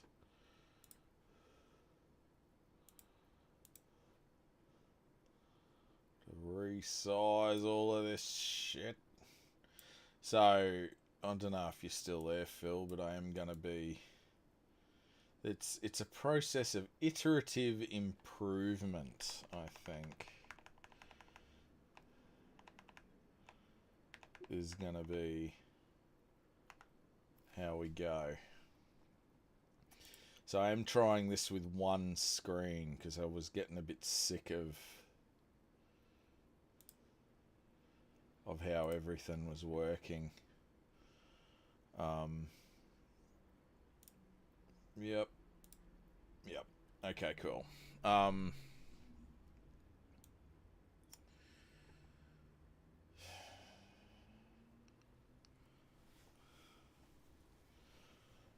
was getting a bit sick of the differing resolutions, and I think I might be going and picking up, so you would be able to see in my...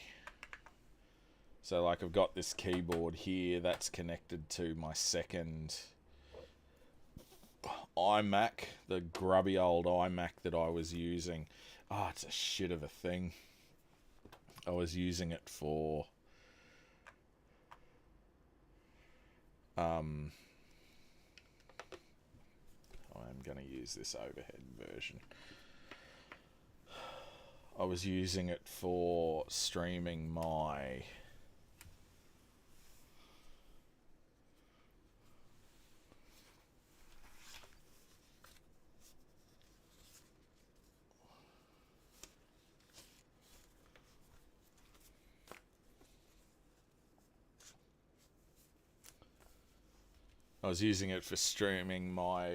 Xbox, and it always works, but God, it's an ornery old thing.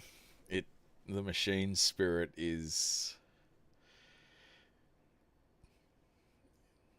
Yeah, it's very rarely in a... What's going on? We're back. So I've straight ahead, like there is just underneath the camera is my old iMac, my second iMac it was my first iMac I bought when I moved in here. And it's always just been an ornery old thing. Like I say, like ornery is the best way I can describe it.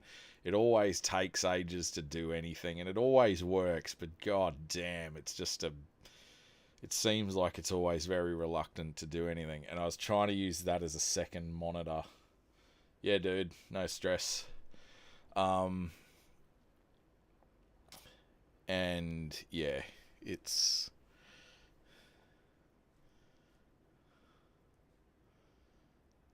So we got 9. We got 1. We got 8. Hopefully that works out. No. Obsbot needed.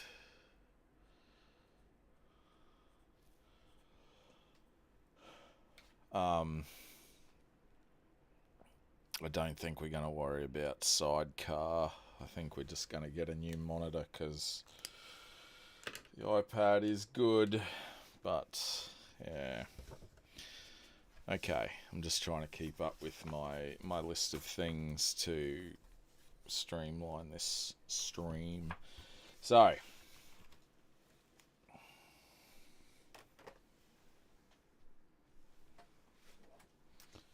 we're going to go through.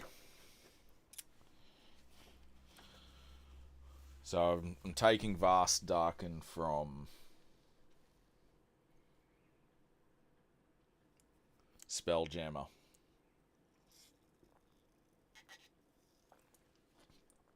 I don't know if you can hear me or not. Vast Darken was... yeah. Old computer. I think it was the last series of Macs not to have an SSD in them as standard. It's got a HDD in it. And it just... It's so much slower than an SSD. So...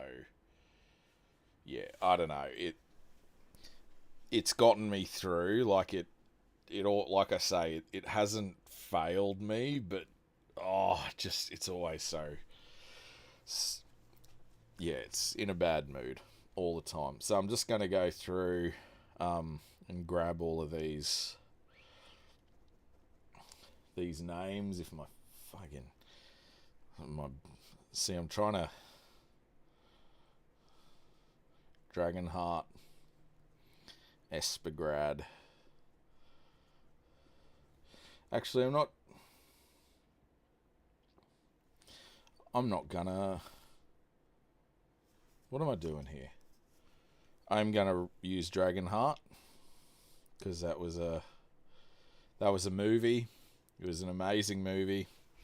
I remember seeing that movie with my dad. Frozen Wave Country. I like that. Country. The Frostwald.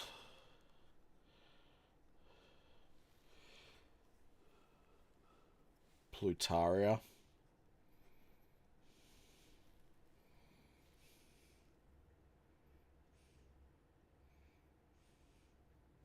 I'm going to put the Shimmer in as a little aside from... it's a little bit of a Terraria reference these days. I'm going to put the Bavmorden Remain in. That's a Willow reference.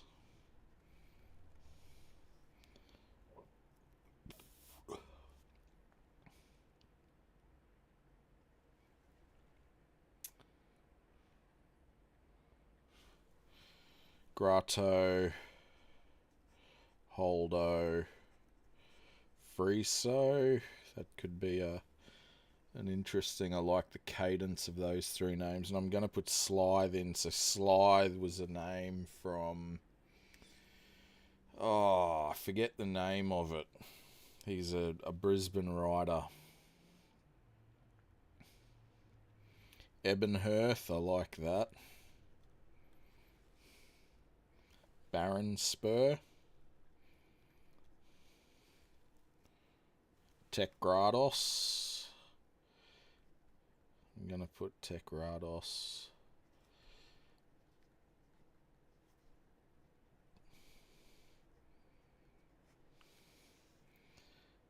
Fell Hollow.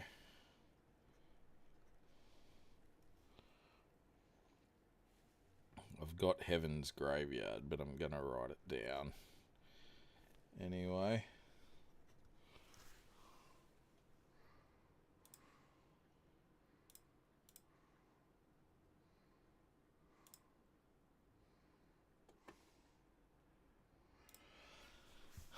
I don't actually... the High Armory.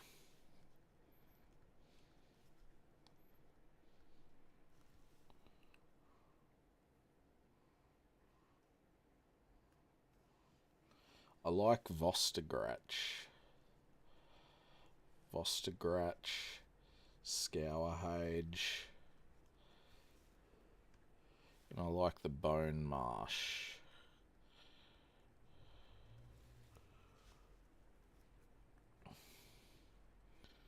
Death garden slash forest. The Darklands, Helmheim slash Griefheim.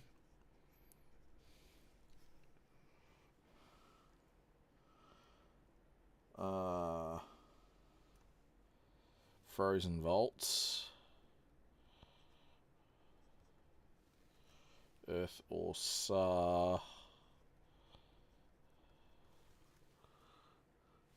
Thanavenica,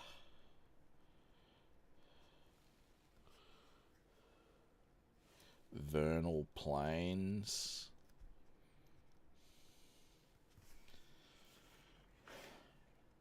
and Gravelight Island. Ooh. So I think that's sort of everything that I like. I'm going to put Hub City down as well. I feel like you could probably call Hallow.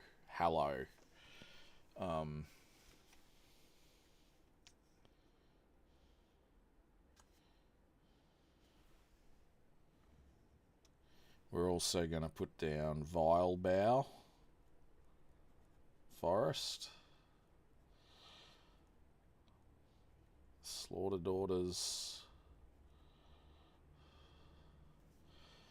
the Hoarders Association,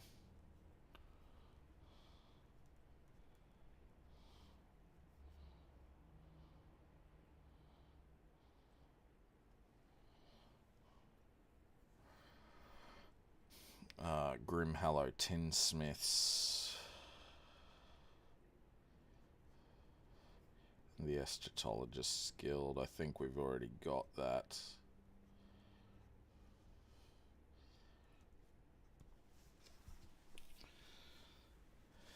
And I'm going to unite this to do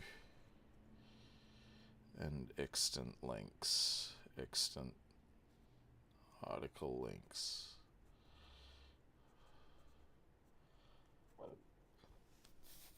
Right.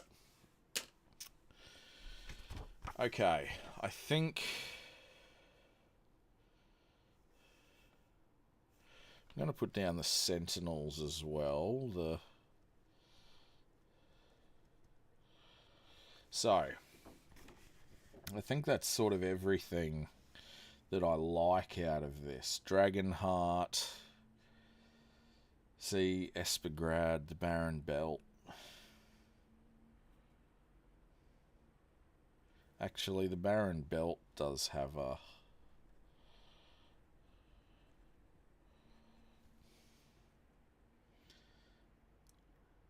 I mean, almost all of this I have written down. I mean, I've got... What have I got? Baron Spur in here. I've got almost everything, don't I? But the point being, we're gonna actually do something with this. Because again, all of this was... I have got working ideas for all of it. But, and I can come back to that in detail later if I need to. But for now, I'm just going to... We're going to dump all of this into the to-do.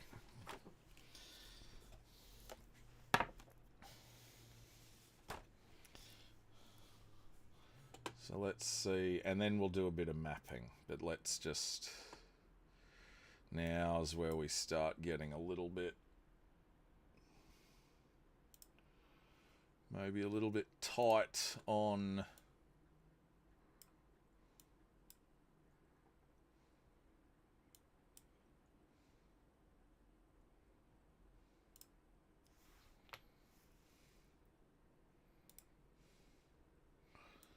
Screen space, because I'm down to one screen now.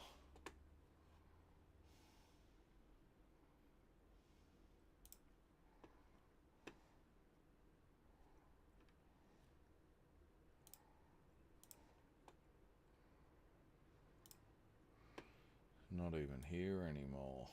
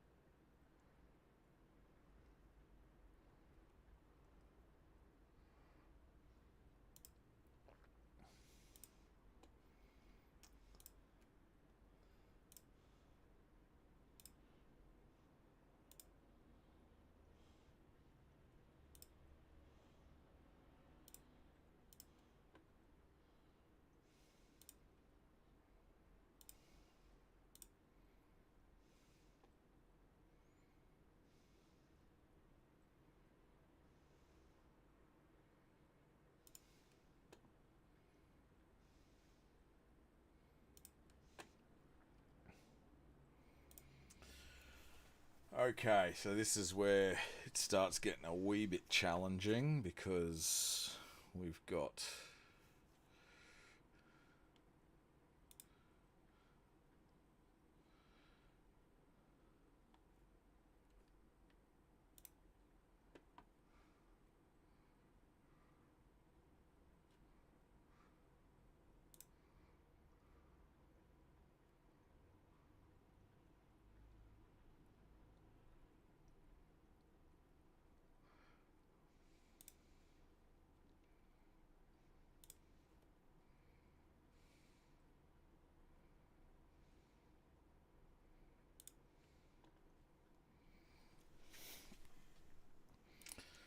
okay, so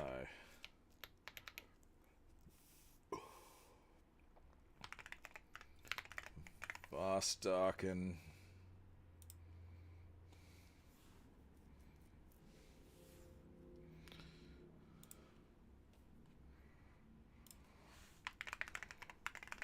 Dragonheart,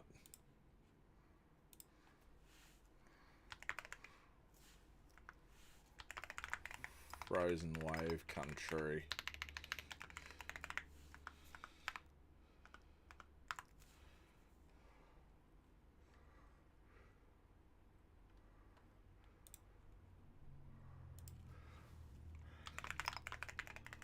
the Frostwald,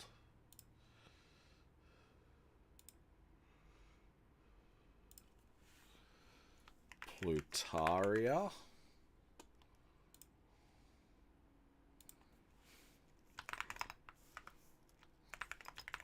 the Shimmer,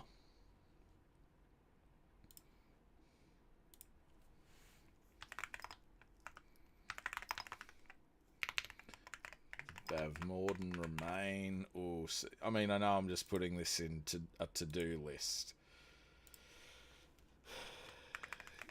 Grotto, Holdo, Friso.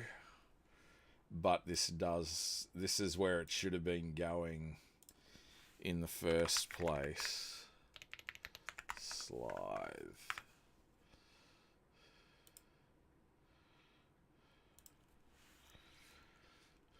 Ebonhearth. Ebonhearth, I like that. Baron Spur.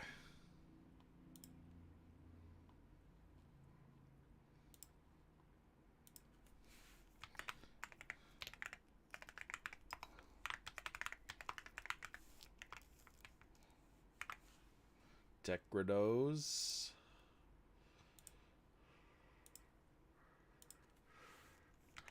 Fell Hollow.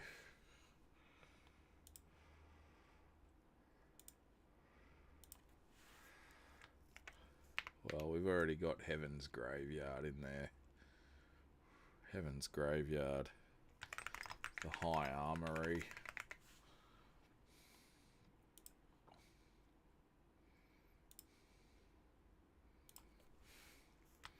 Vostagratch.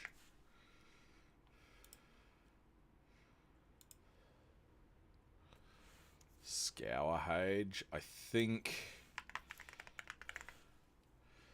Scourhage might be the last.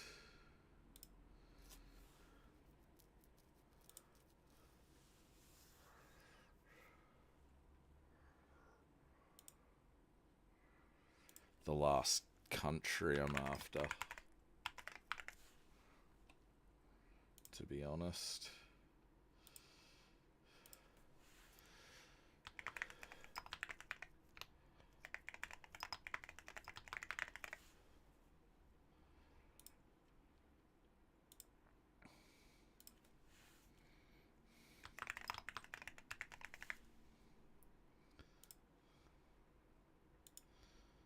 Darklands, Helmheim,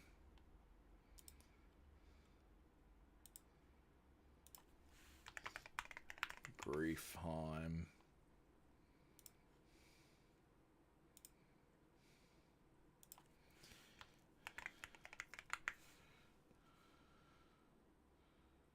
Necrozy,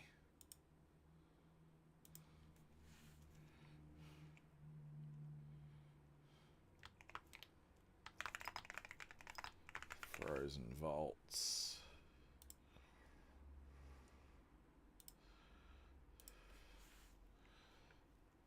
we've got Earth or Sar. Do we have Thanavanica? Let's Vernal Plain.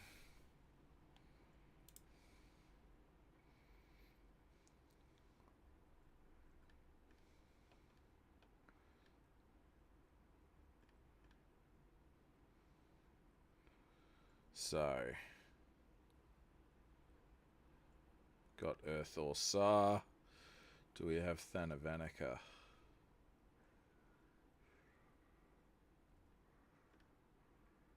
We do have Thanavanica.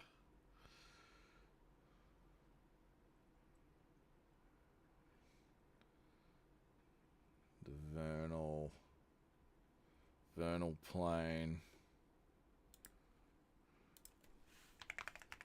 Gravelight, Island.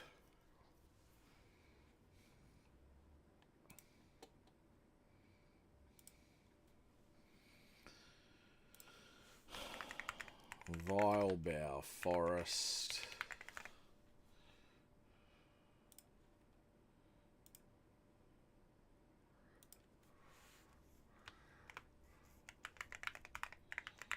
Slaughter Daughters.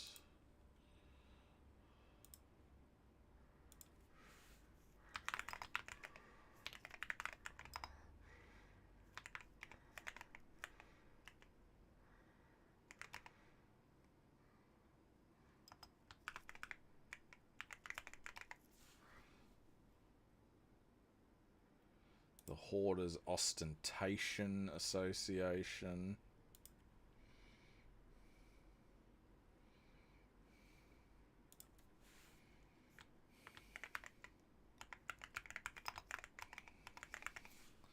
The Grimhello Tinsmiths.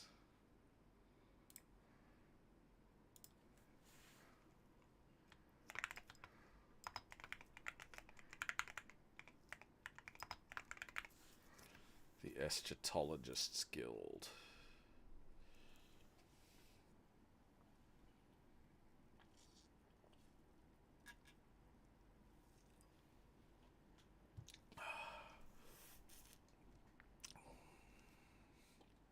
The Marin Belt.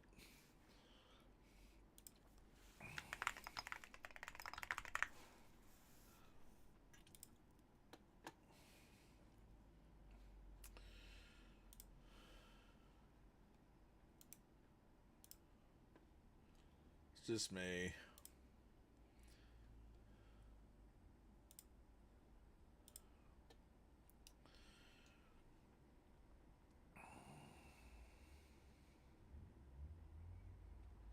Okay. I'm gonna go into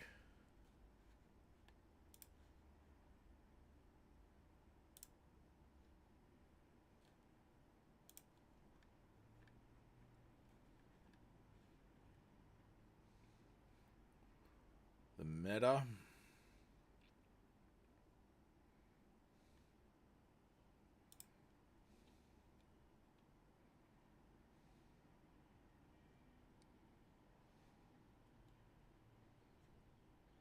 Oh, shit. That's good. Excuse me.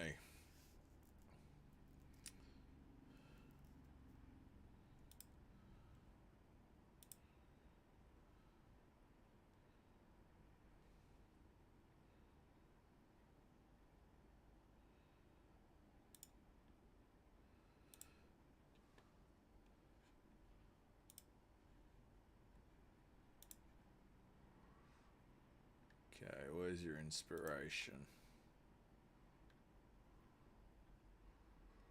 Book/literature. Okay, let's put in Heroes of Horror, Book of Vile Darkness, Ex Libris Mortis. That was it, I think. Is that what I'm thinking of?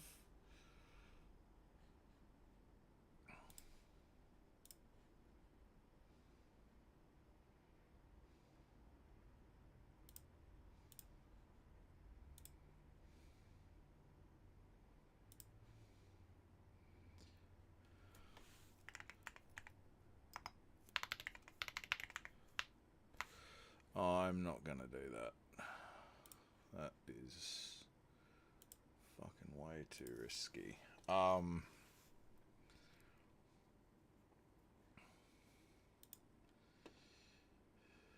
Ex Libris Mortis.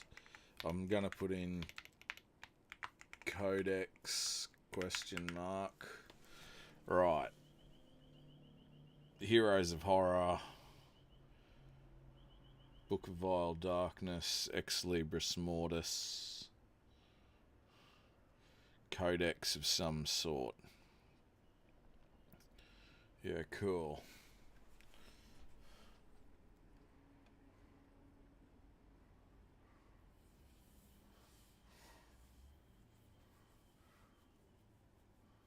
Save changes. Okay.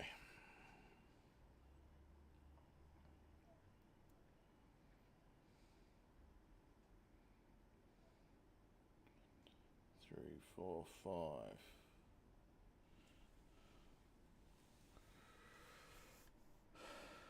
Okay.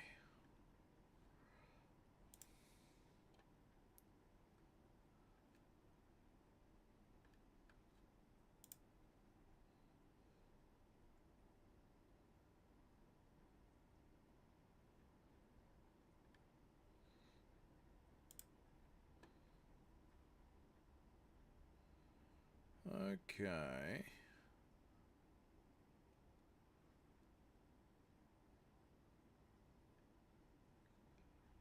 Okay, there's some interesting stuff going on in there. Still working, but back. Oh, glorious. Hello, Philip. I'm just... You're right. Don't ever mind me. I'm just... I think, yeah, so what did I want to do? Unite this, extant articles, world, anvil, links. So I think what needs to happen now...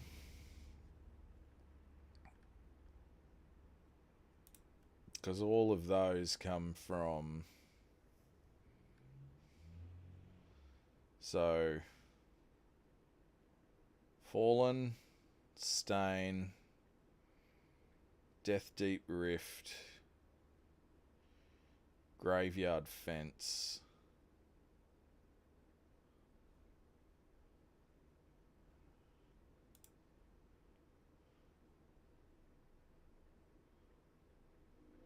Massacres, Loaded, Stained Hunters, Strange Ruins. So that's all off the one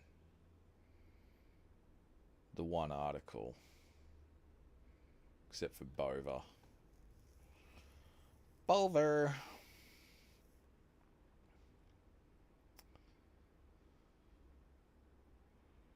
Okay, cool.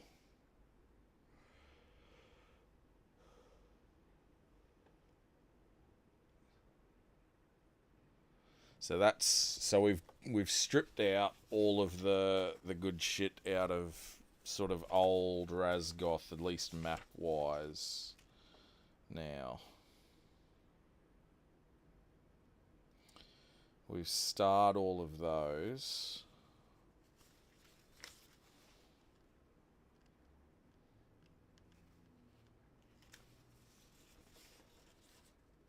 Yeah, okay, cool. So we're still... And now we're going to map. Let's do a little bit of mapping. So, based on what I've got, I am also going to be getting a...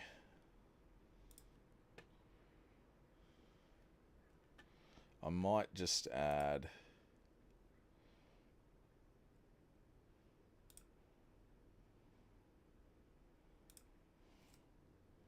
So I'm going to say Bova,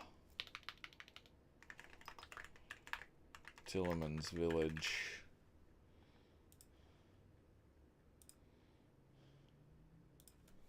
Stain,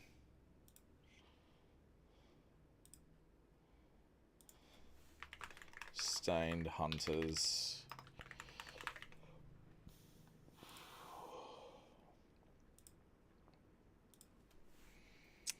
Loaded,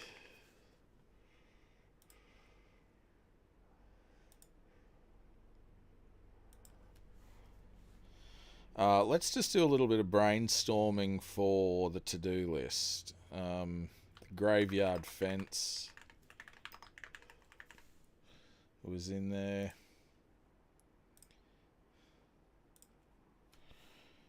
Strange Ruins. Hello? Because there's strange ruins fucking everywhere. 10 creepy towns. That was another thing.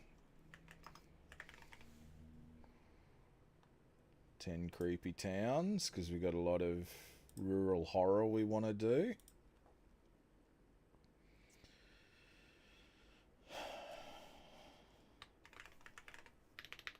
We're going to say ancient vampires. Let's... Ancient vampires. Vampires in general.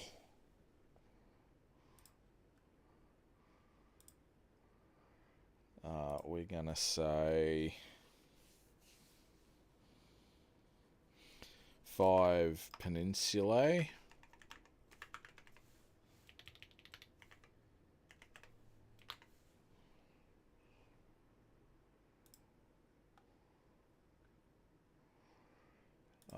Let's just see what else was in there. So we got Bova, Tillerman's Village, so Death Deep Rift and Fallen. Let's just... I just want to get everything in all spots. I think the to-do list might become quite instructional, or quite...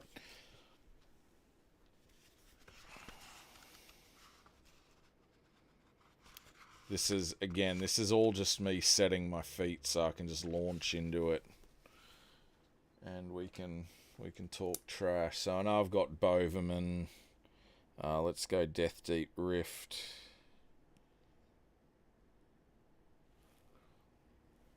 Fallen type. I've got Graveyard Fence, Hallow the Last City.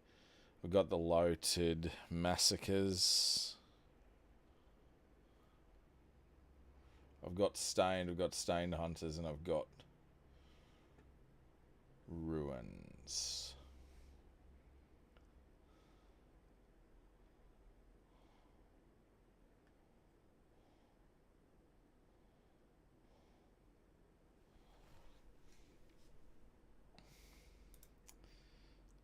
Again, it's going to be fairly fairly quick for me to run all of this up. So Death Deep Rift.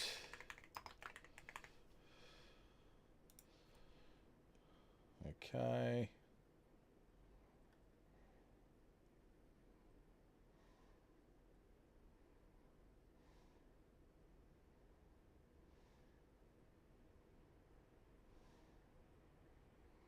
Yeah, it's starting to resolve in my brain. Fallen article type.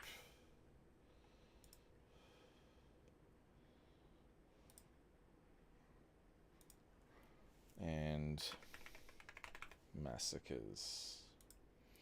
We're going to put in another... Let's put in another 5 while we're here. Now we've got...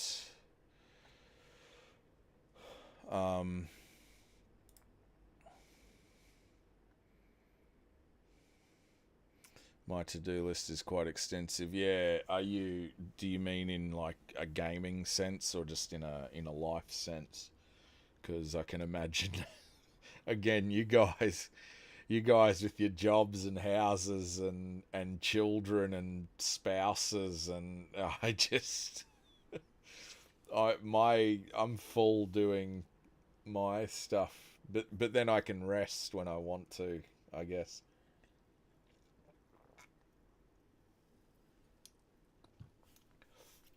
Holy shit. This needs to be resized pretty badly.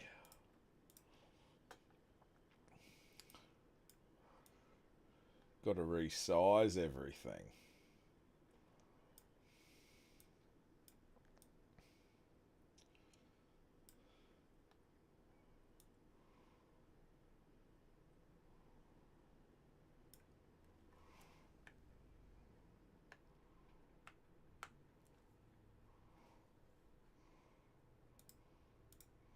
There you go.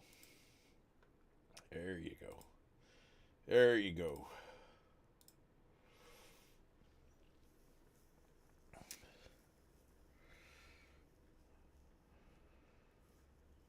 Life sense, yeah. It's at the bottom of the to-do. Yeah, as it should be, man. These are all things that need to happen. You know, you don't need to... I mean, you can just put together a one-shot as well. You know, this is another thing.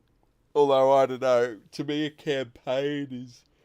You have like a one-shot or a session, and then you have an adventure, which is a number of sessions, and then you have a campaign, which is a number of adventures. You don't... I don't know. Yeah, as I've said, I don't have much going on in my life, so this is...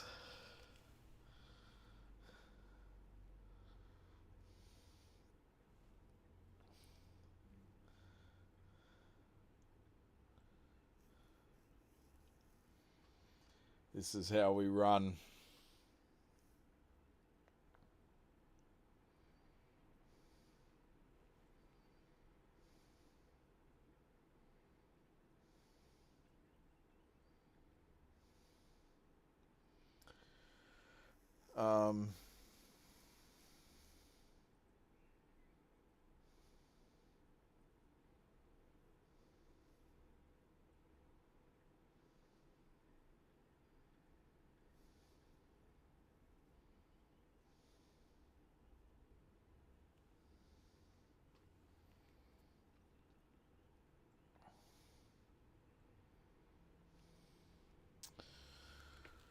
Oh, see, everything immediately shuts down the second I fucking make eye contact with my phone. Yeah.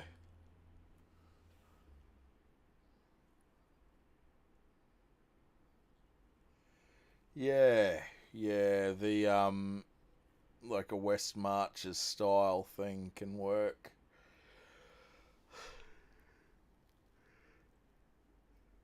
I also really just like the idea of even having just a random table you can roll on for, like, oh, the reason you were away is,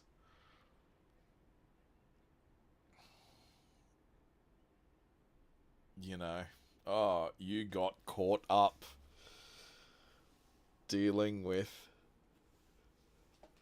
Yeah. Yeah. Ugh. See how you go.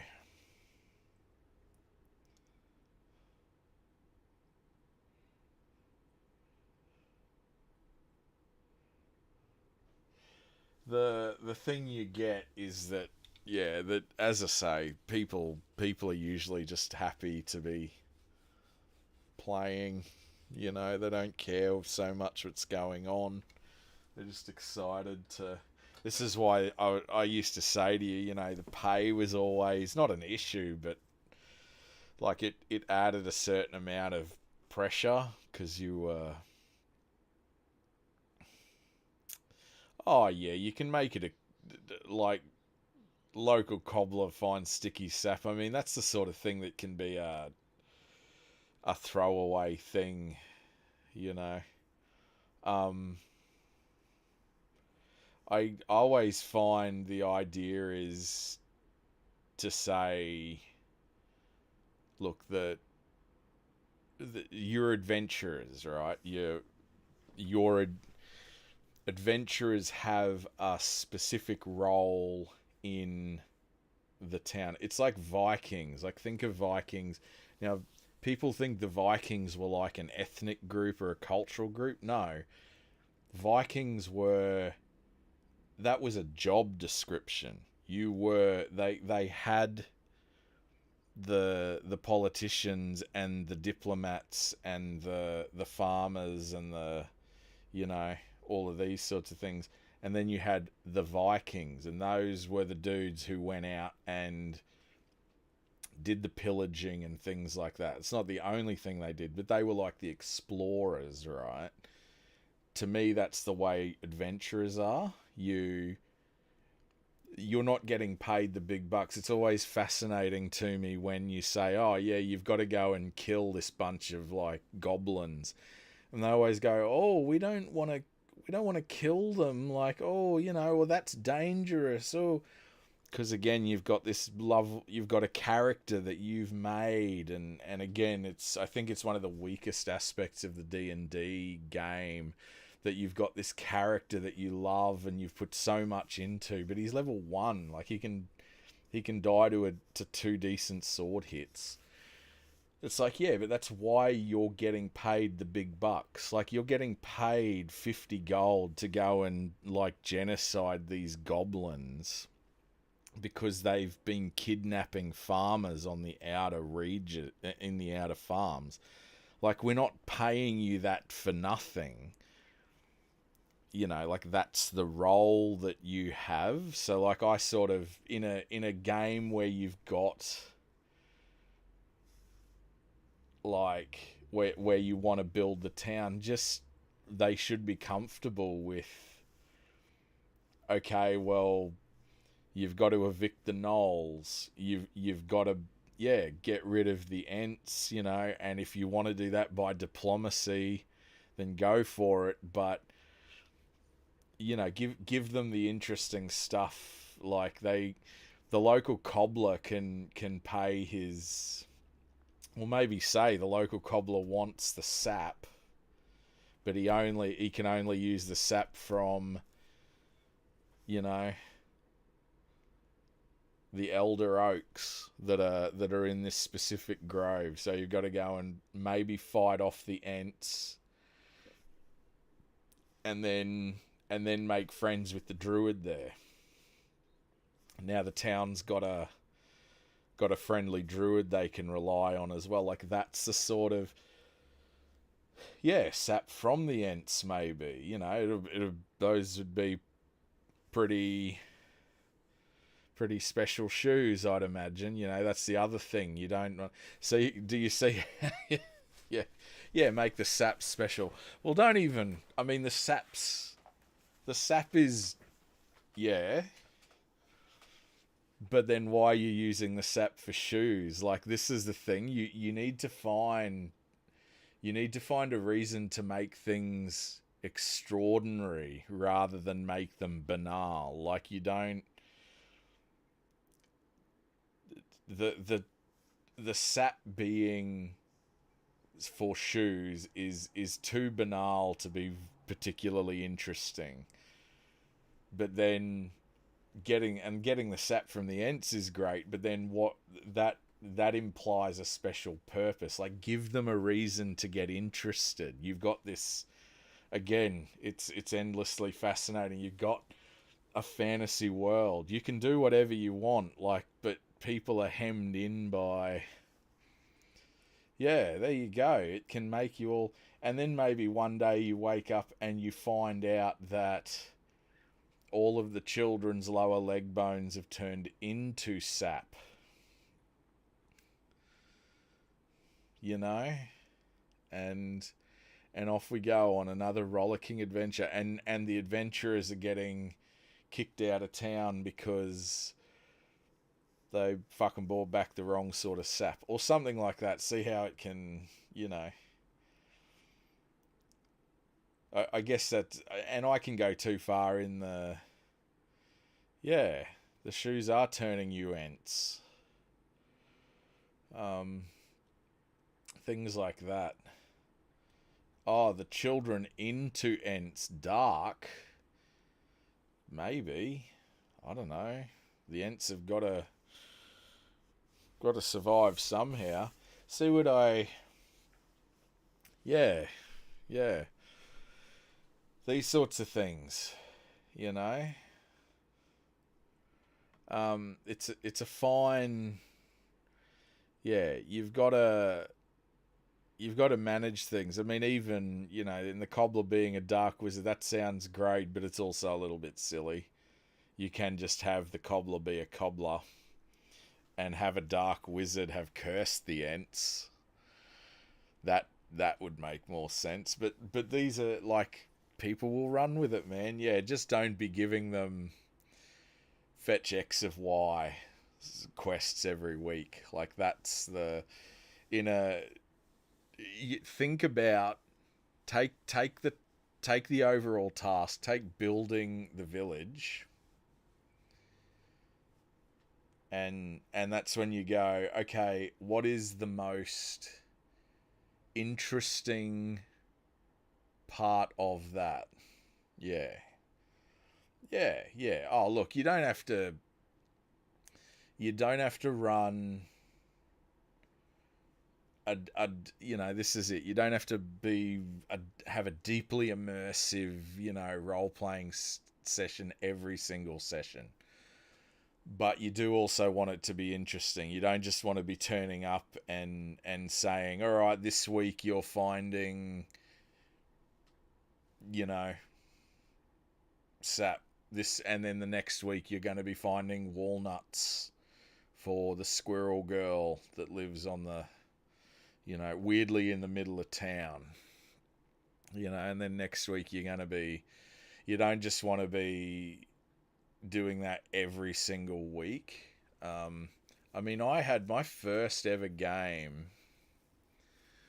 I had an alchemist in town, and he was like, hey, I've got this, like, there's orcs everywhere.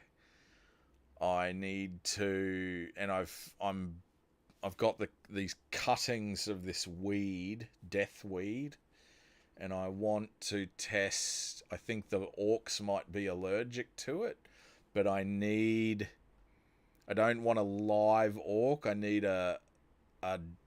10 orc skins, basically. Can you get me 10 orc skins? And that they ended up, and they went out and they killed an orc. See that, like, they went out, they killed an orc, they killed him with swords, and they were like, oh, my poor old computer's starting to go off. they, yeah, yeah. Well, it was. I mean, and again, it was very. I think I wrote it when I was about 12. And killing and skinning orcs seemed like a cool idea, so we went with that. And I remember I had them. They killed one orc, and they wanted to go and kill more. And I ended up sort of going, "Oh, why don't you take that back to him, and see how you go?" And he didn't want that orc skin because it was all cut up and because they'd killed him with a sword. So they all went and bought maces and bludgeoning weapons. I think they ended up beating one of the orcs to death with a fence post that they just pulled out of the ground out in a field somewhere. And they were really pissed off that first skin didn't pass muster. But this was also, again, we were used to that back in the day. Like that was how you went, and they were like, "Oh, okay, cool." And it was really cool that they got on board with like, "Oh, let's use different weapons for this," and just that little feature. They weren't like over the moon with it, but it showed the interaction of the world, and they were like, "Oh, okay, cool, we're getting this." And then they got to kill a couple of orcs, and they got, it was like 50 gold a piece, and that bought them the cart. They bought a horse and cart with that to get them out of town. And I don't think the game went much further than that. That wasn't even the only quest that they had. I think they originally, like, I based it on the first D&D adventure, like, that ever got published in the red box, the famous red box, with Bargle and a leader.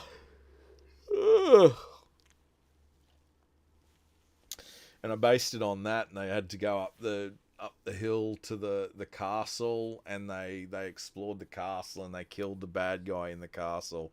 And when they came back, the alchemist was like, "Oh, okay, now you guys are here.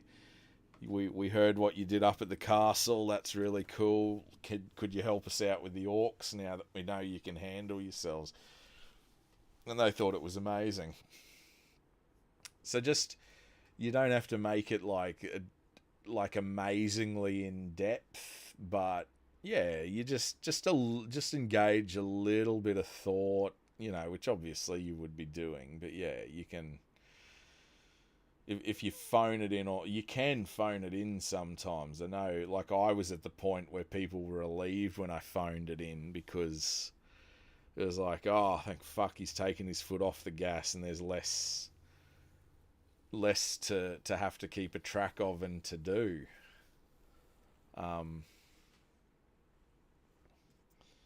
Which was good, but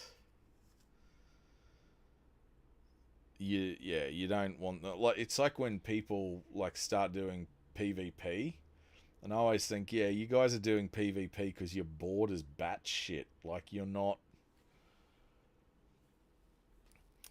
engaging with the work. Like, the DM should be a bigger threat to you than all of the other characters combined.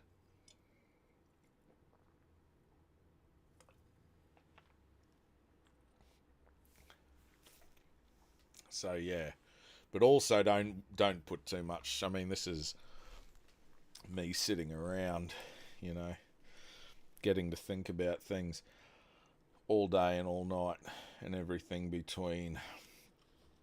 It's like him just blew inside and outside, blew his house with a blue little window and a blue Corvette, and everything is blue for him and himself and everybody around, because he ain't got nobody to listen to.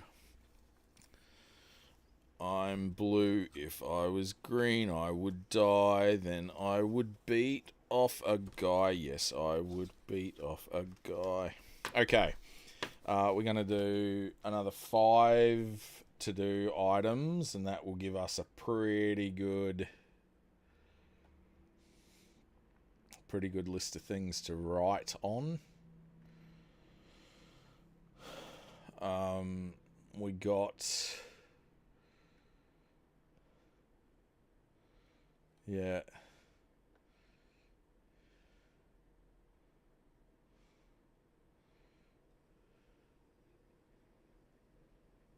Okay, so we're going to do Aurora Infinita.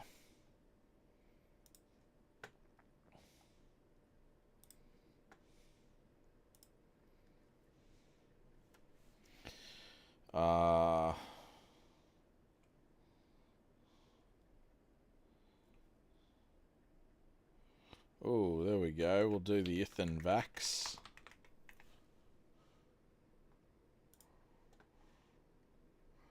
And that means that we can do the Aelan Tilt as well. Cool. Those are the oracles.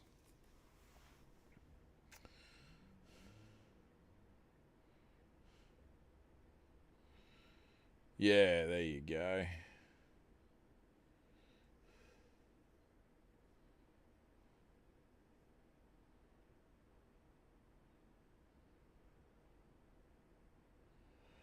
Yeah.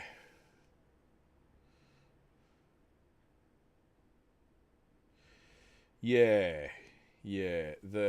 Again, as always, the exploration can be really good fun. But it's very easy for the character. Then you end up not... people feel less obligation to roll up because they just like a lot of... if they're just there to... like it's this paradox, right? Like, again, people like to be led by the nose in a lot of these things. Like, it's really weird because, again, you've got this open world. Oh, you can go anywhere and do anything and be anything. But when people are playing it for enjoyment, that can just seem like too big of a job. Like, they don't want... I've had like younger players in particular who are like, I don't know what to do. Like, can you please tell me what I can do, and you realize it's like, yeah, because you're used to playing video games where it's like, go here, press X to talk to this guy, and you don't necessarily want to be that locked in. But yeah, exploration can be a bit of a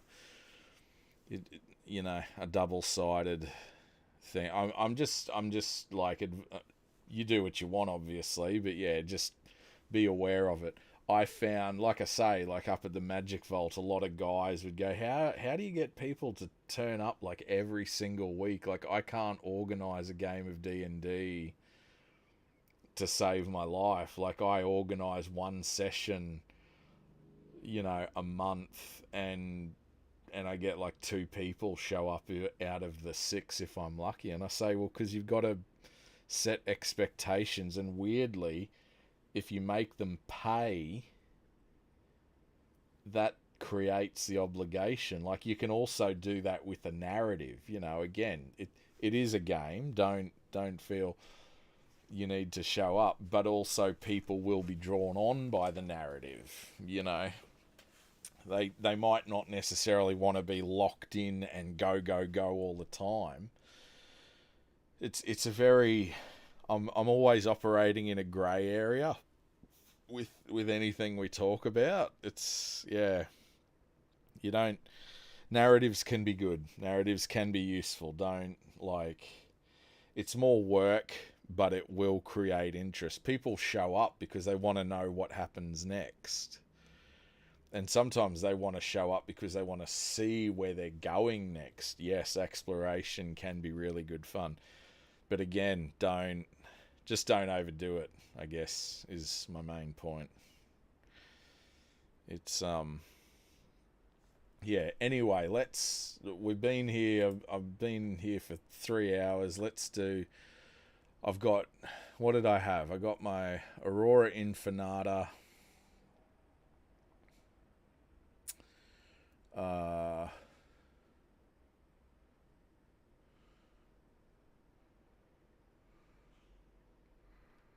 Did I have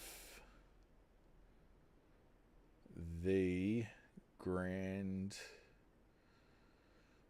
Occlusion? Yes, I did.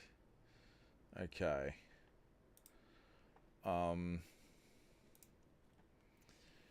Let's do some people. Let's do Messinox, Lord of the Fourth.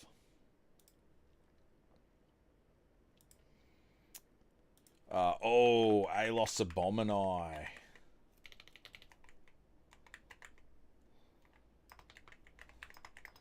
Lord of the Second. Lord of the First. Let's do the second for now. I do love Alos.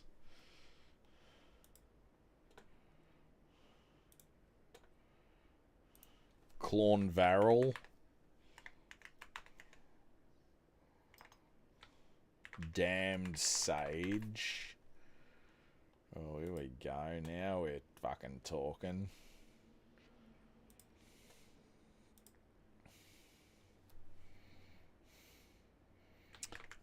Godhole Head.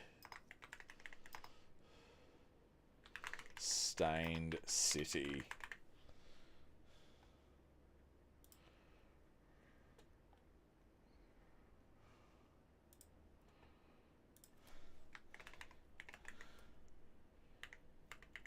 Tendriculus Smith.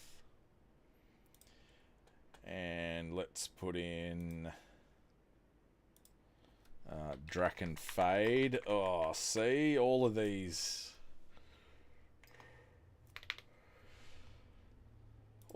cool things that I can put in. I mean, we're also talking very game oriented here as well. I'm just not. All part of the learning curve. Yeah, this is it, man. You know, I'm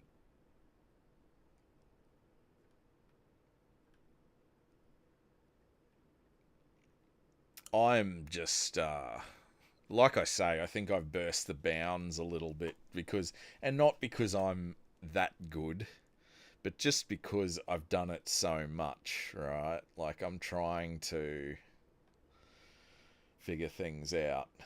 Okay, I think we've got a pretty good strong start there. Let's move on to the mapping. So I figured out how to paint the water a little bit darker, and I'm gonna save.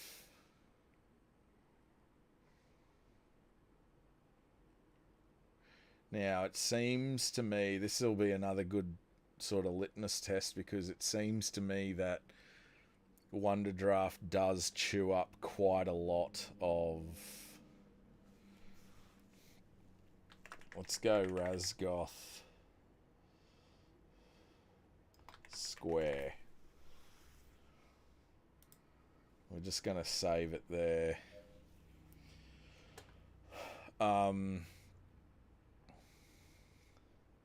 So what I'm going to do...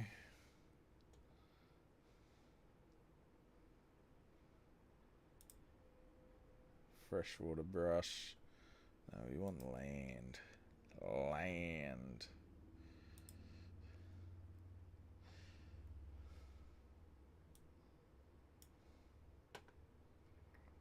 So what I actually want to do is...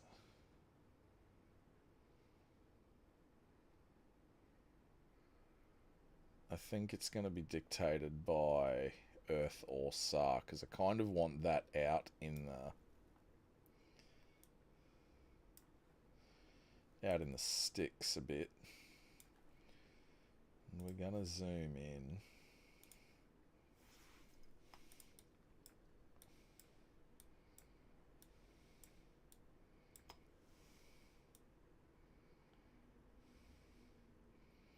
How does that look on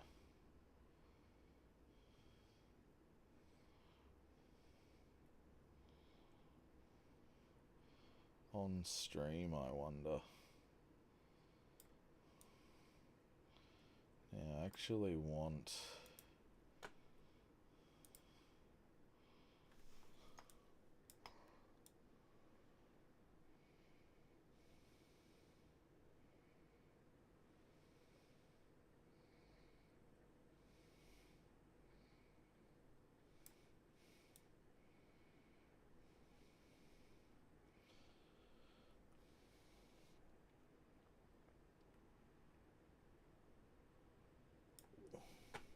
want some weirdness going on. How's that looking? Oh, yeah. Yeah, that's pretty much what I'm doing. Now, I kind of like the idea of these weird... Now, I want quite a large landmass. I think Earth or Sar is going to be the kind of the guiding state of... It's going to be the thing that gets us there the most. Now, let's just... I'll put a little... Yeah, there we go. Okay. Let's go back out.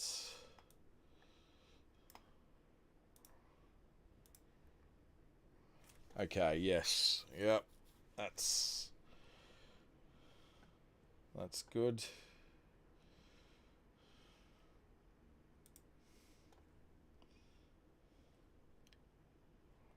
Actually, let's just do this.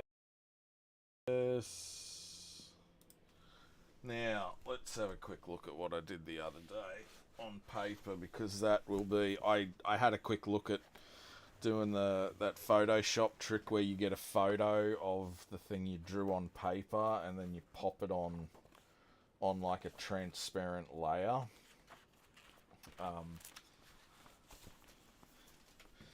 But I don't think that actually works in WonderDraft.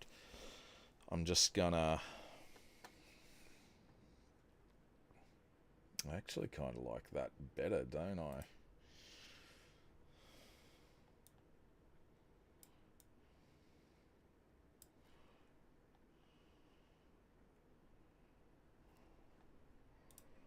Alright.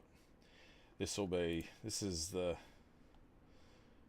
maybe the slightly more boring part, but also the more relaxing part for me. Yeah. Yeah, let's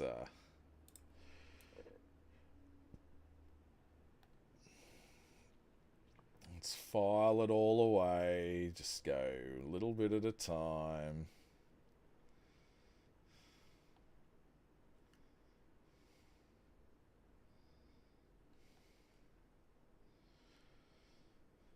Gonna make it how we like it. However I like. Actually, we might just leave those bits there, and then we'll...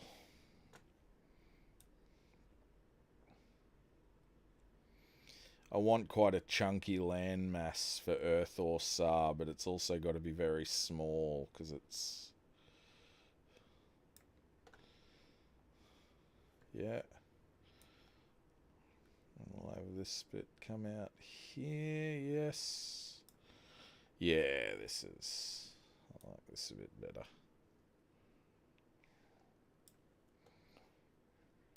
Oh, yeah, that was... Yeah, I want there to be some sort of geographical anomalies. I want it not to look a little bit. Yeah, that's good. That's what we're after. Now, is that the top of it there? Yep.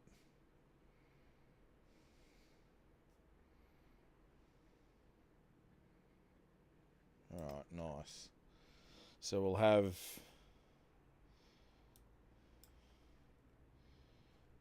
Yeah, we might just. Why don't we. Oh, talk about a blunt instrument, hey?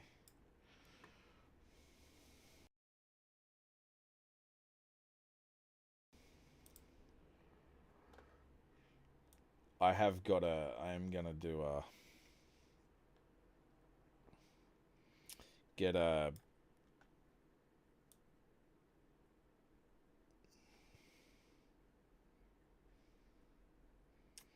An art tablet for this.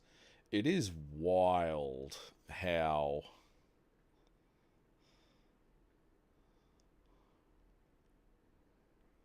cheap they are these days. Like, I mean, you do have your Warcoms, which seem lovely, but they're also fucking expensive.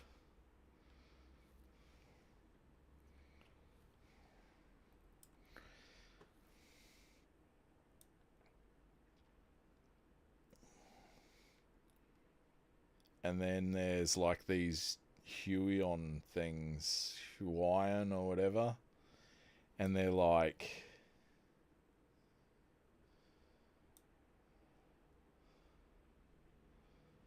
and it's, I mean, the one I've got my eye on's $40. Now I don't need it for much. You know, I'm just doing this sort of stuff.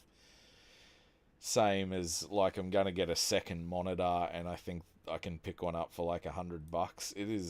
It's a wild time to have like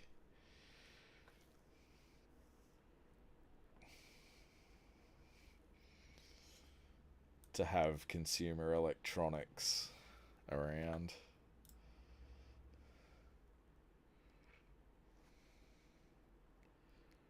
Yeah, it is. Yeah, I'm dropping. So I've dropped 1,000 frames in this stream.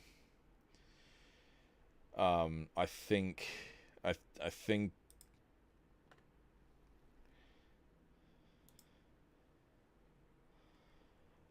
I want to.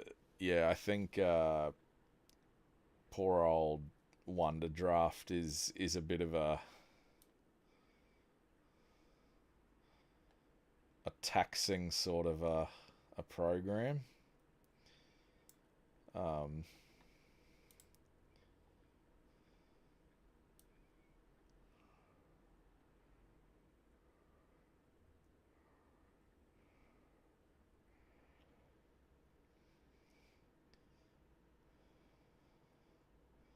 Having said that, I'm kind of hoping that. Oh, I like this. Yeah.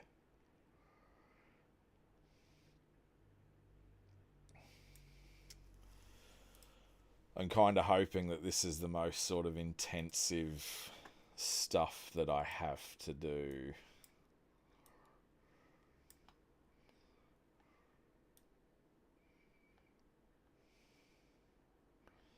But I'm also not too worried because it looks pretty decent as far as what I'm doing on my screen at least. Like,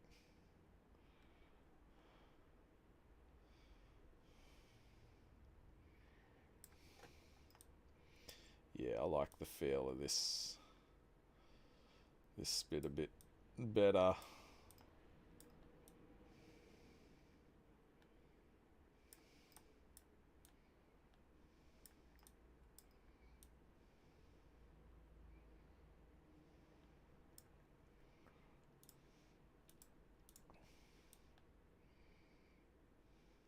It's not quite maximum roughness. Come on, baby. Let's mess these fucking...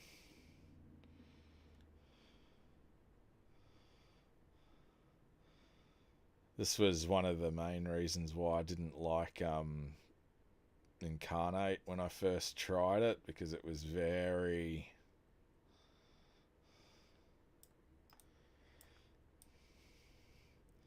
It was a lot of work to get the coastlines to look sufficiently jaggy. It's also, yeah,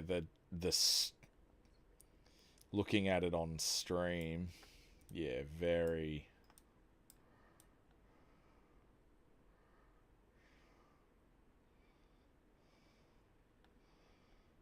hard to get.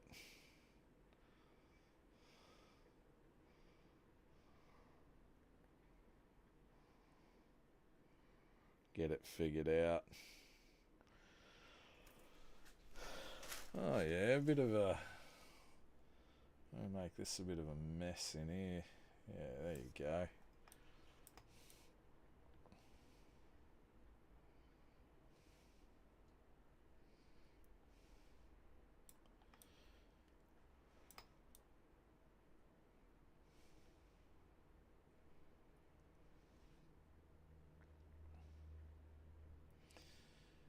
Maybe a bit, like I say, you do notice not having an artist tablet with this sort of thing. I've got, again, I own 2 of them, and I couldn't be fucked working out how to downgrade the drivers for them.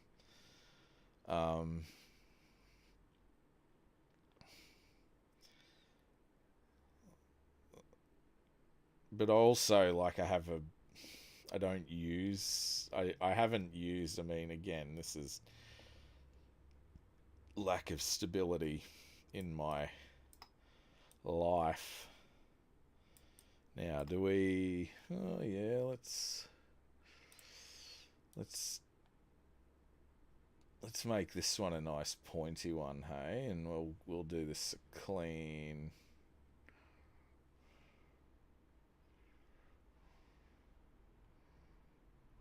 We'll do this... The one up above this has got a big hook on it, but this one's going to have...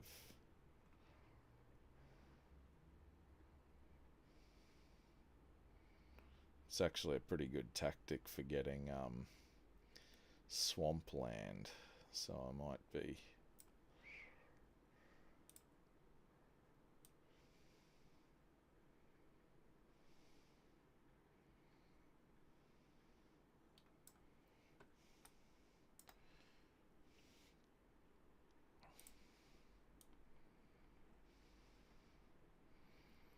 Might just be using this in that lower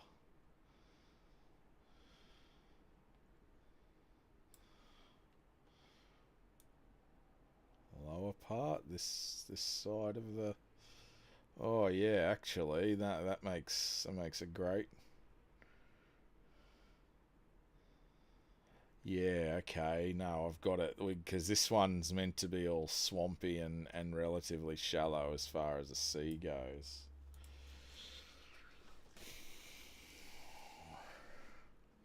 Marketplace. Yeah. Yes? Which marketplace are we talking about? Oh, you mean like Facebook Marketplace and stuff like that? Yeah. I mean, it's not a problem. I don't have the money to be a shopping addict, but like, I give Amazon the occasional nudge because it's just the easiest and fastest, and it sucks because I don't want to give the big B a fucking more, anymore.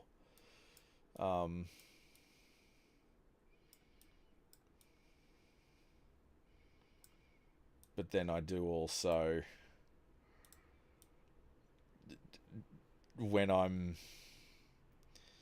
it's just little old me, I mean, I think I'm trying to, even on a subconscious level, like, sort of exit the the system in my own tiny little way, like not even in an off grid way, but just in a just just give me everything I need, and then let me be. I'm not interested in this fucking consumerist bullshit that you keep on. Like, there's just no point to it, man. There's no point, you know. And I know, see, this is it. When you have kids and stuff, yes, you need to do certain amounts of things, and you know,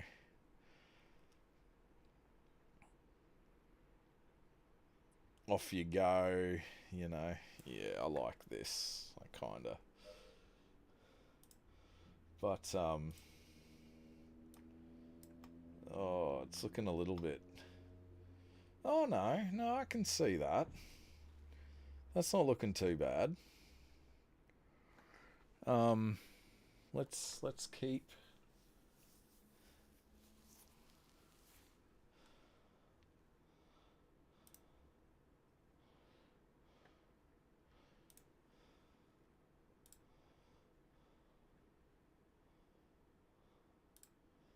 Should we do 75%?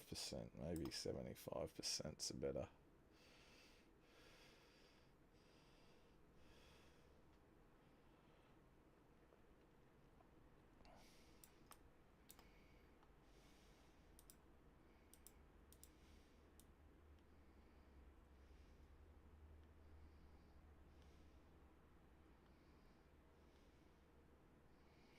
So there are meant to be. I mean, It's not going to be riverless. There's going to be a couple of rivers and stuff, but oh, I'm hoping this ends up.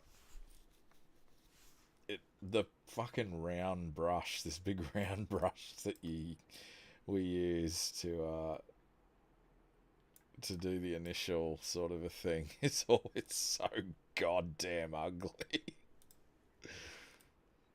I don't know. I just okay, and there's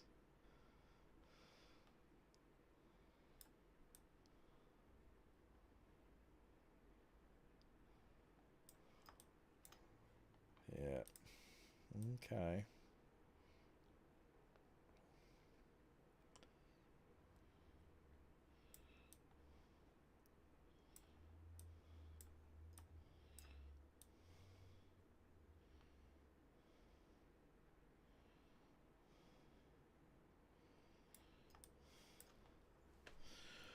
Okay, and this one is meant to be relatively sort of blunt on the end here, so that does all right. Yeah.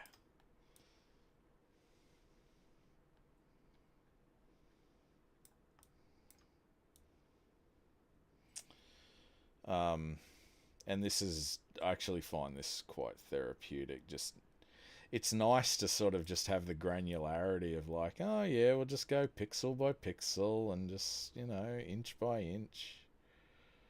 I quite like that. Let's put a little micro peninsulae. Now, this was what I got off that last one.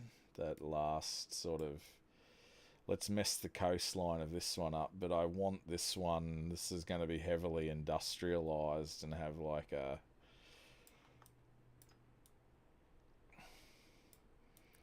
be pretty monstered. As far as the coastline and the rivers and stuff are concerned. Now, this one did have a bit of a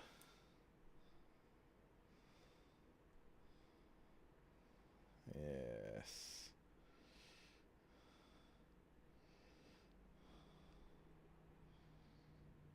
Yeah.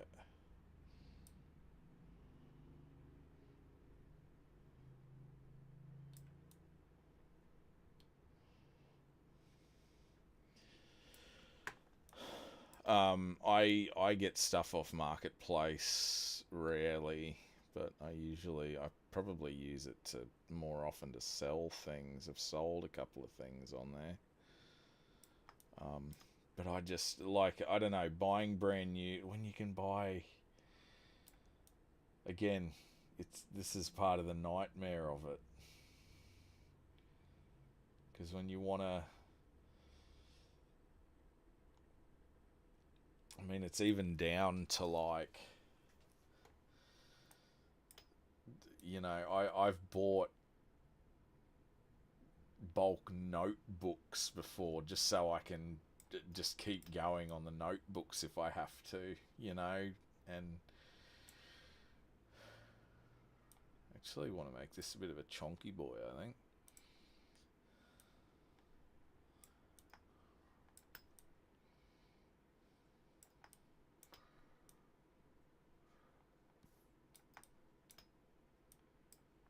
Yeah.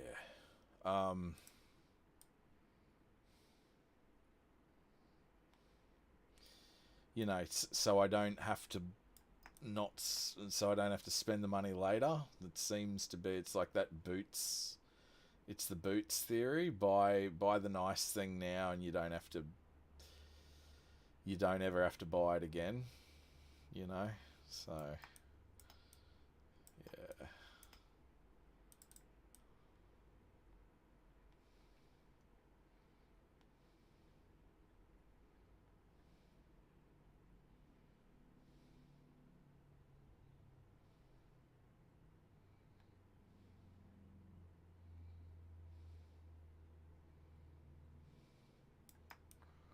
Oh, I quite like those.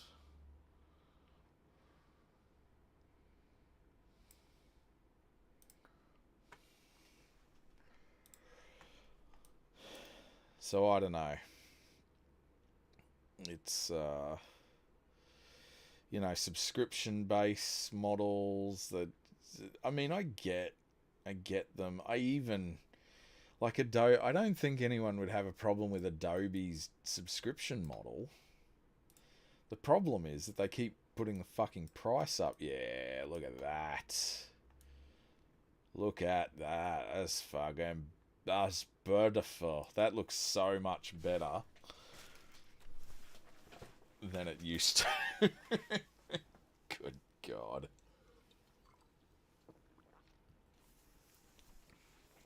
Okay.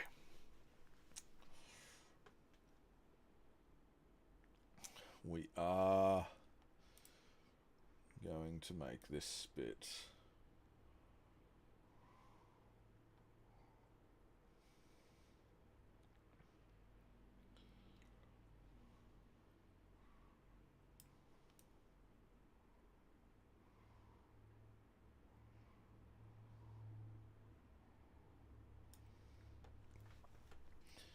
Okay. So we're going to put a...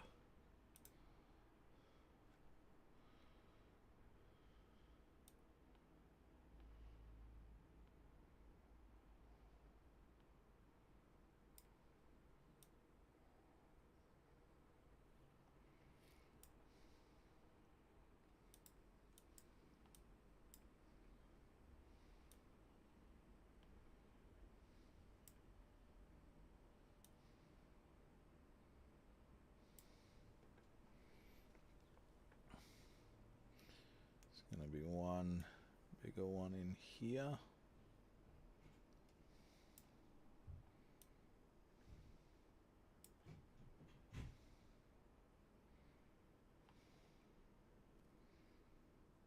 And we're going to point that off the top there. Yep. There's going to be two. Actually going to zoom in for these ones as well. Oh, it's actually looking pretty good. Let's put the brush size down a little bit, and got to get them as pointy as we like them. And then there's another one, and this one's actually going to be quite important too, because this one is going to be held by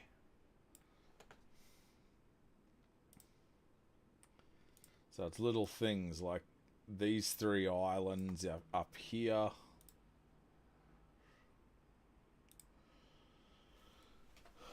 Are gonna be, so that's gonna be the borderland. The you can't even see the fucking cursor. We will the dude abides. We'll be okay. Let's. It does look good. Thank you very much, Phil.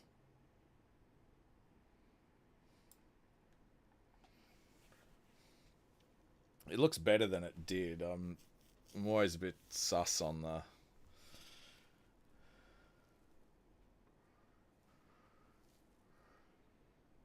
whole like, oh, look at this, and the coastlines just look like dog shit. I mean, I don't purport to be an expert cartographer, but come on, love. And then there's a big one out here. Let's do this one quite large, eh?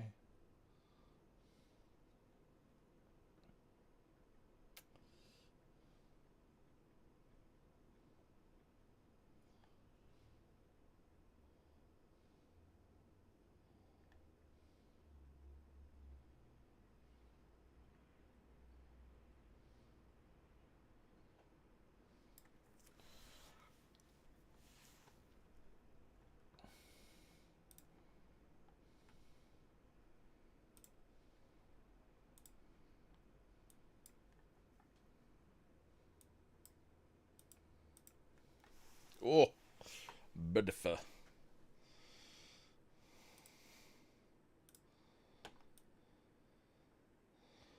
All right. Yeah, I think that's better, isn't it?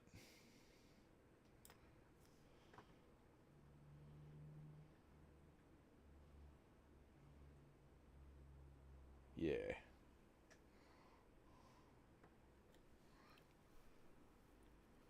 Okay.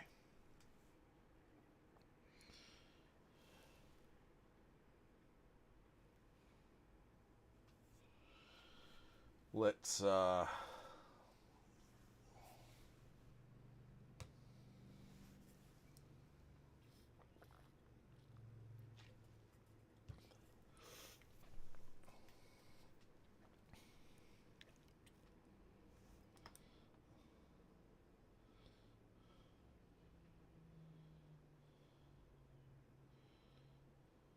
yeah. Yep. The more I look at it, the more I like it.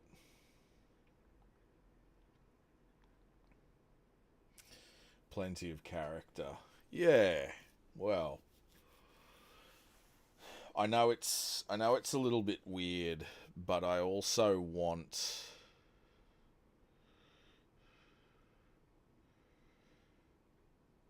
it's meant to be a bit of an experiment in like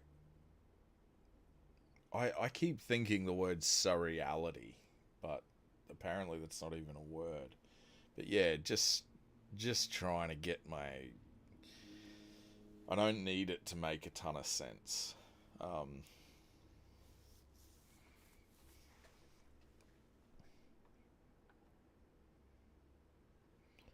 Yeah.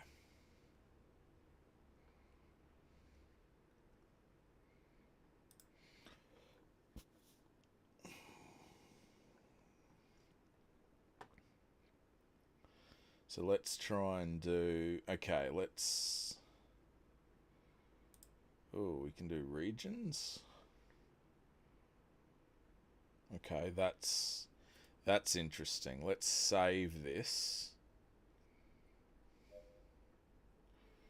And we're gonna stay on with the land, and I'm just gonna get the main sort of because I this Heaven's Graveyard. So I really wanted this to be quite.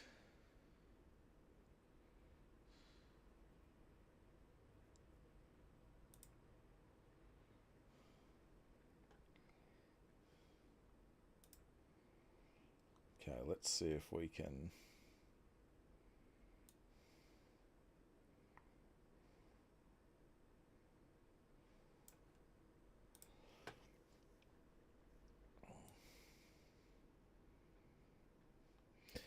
Because the other thing with Heaven's Graveyard in that original Razgoth, it never really featured. It was meant to be like a major feature, and it never sort of came up. And part of that's my fault, but I want it to be like a dominant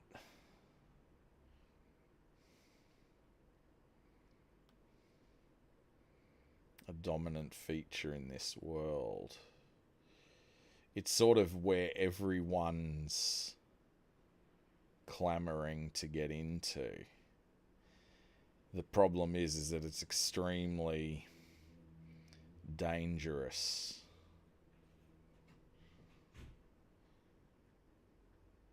Like, can wipe out armies in a single starfall. Dangerous.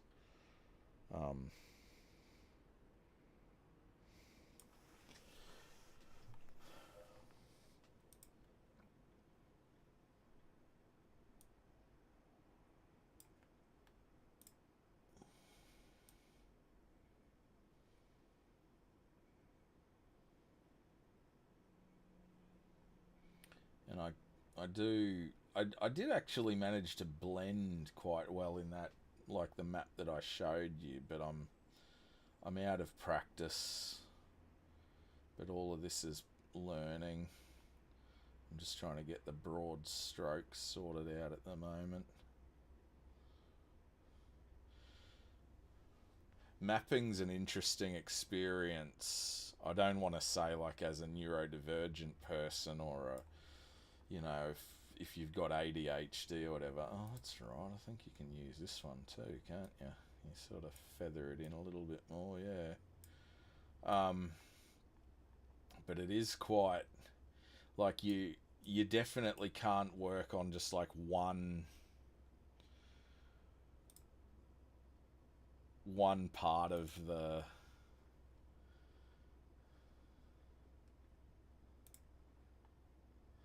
map and get that all figured out properly, and then you go on to the next one and you get that all worked out properly. Like, it's all got to sort of sit together.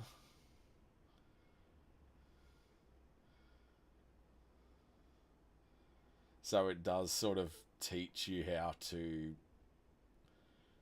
like work in layers and not force things too much and just kind of go with the flow a bit.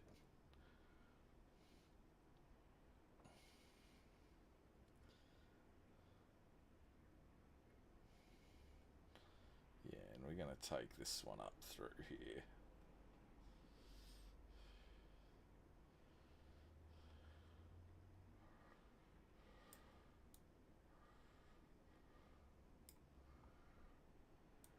There's gonna be a few mountains through there.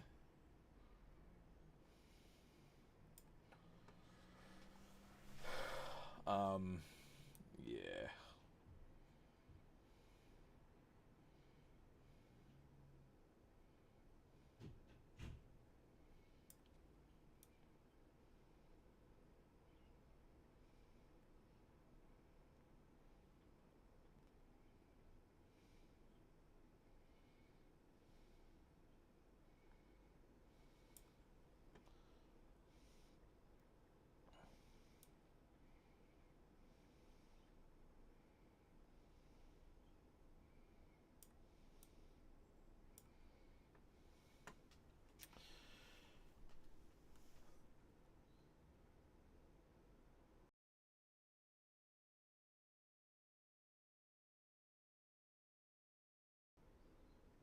I think we'll just do some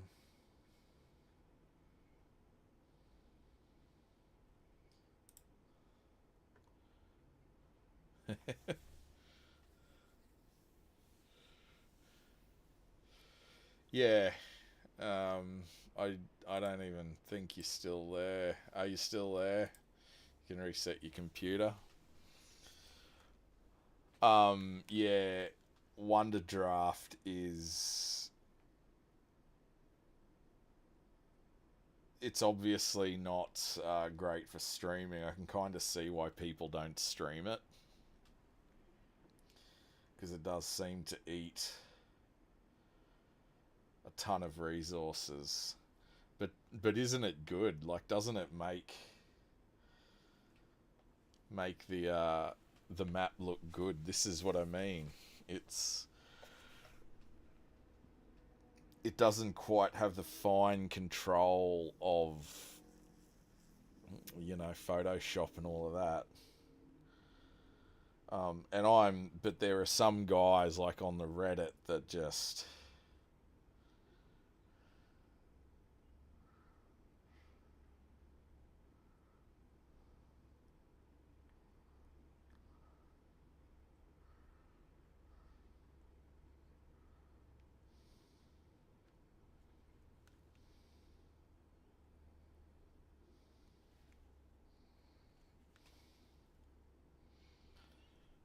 go off. They can do some amazing things with it.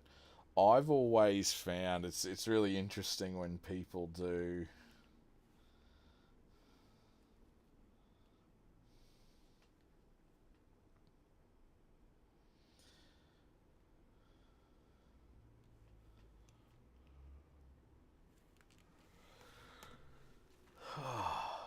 It's always interesting when people do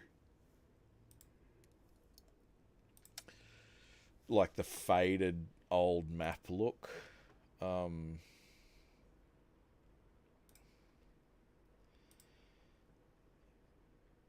I think back in the day, I don't know, back in the day, things would be. Oh yeah, that's what we're after. Um,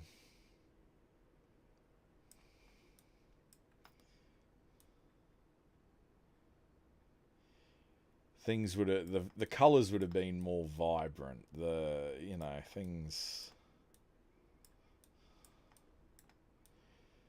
Things would have worked out better. I don't know. It's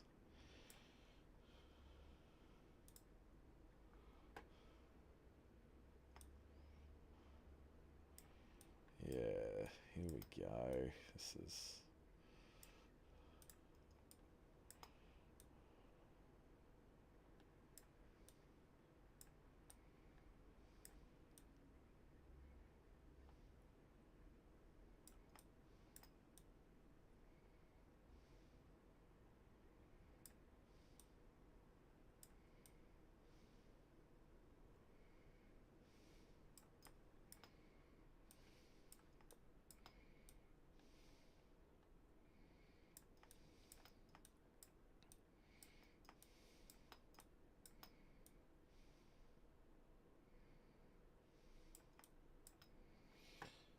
Okay, we might want some more mountains in there. Yeah, see, looking at it up close. Yeah, so obviously the key to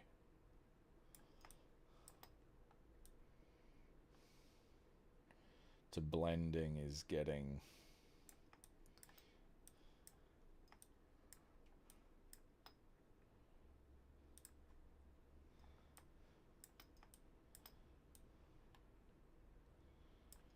in close, because you can see.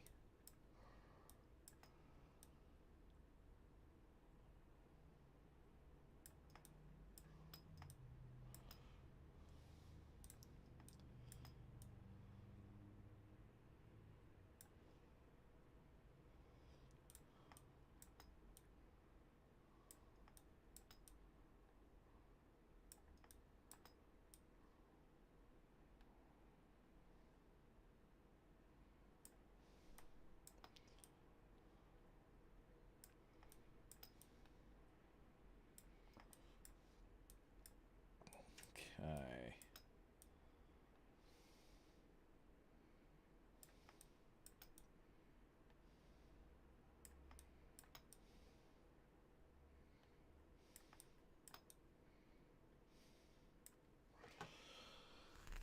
Um,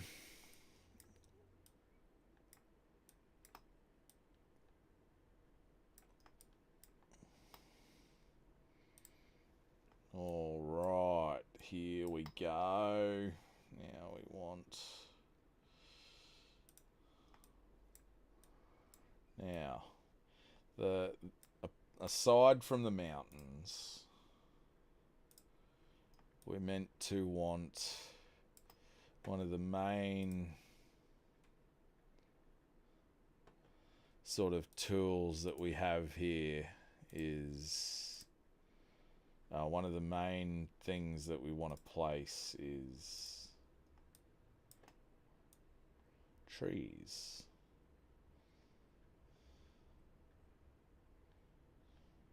It's meant to be deep, dark forest. It's a little bit of the Vason coming in, I think.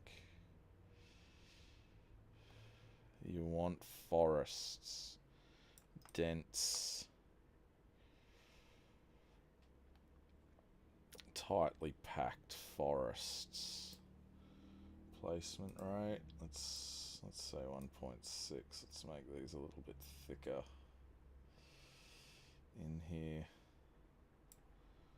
No, we want them more than that. We want 2.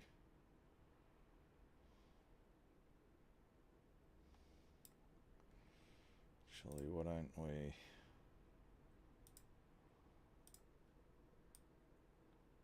It's just the trees, isn't it? Because we want...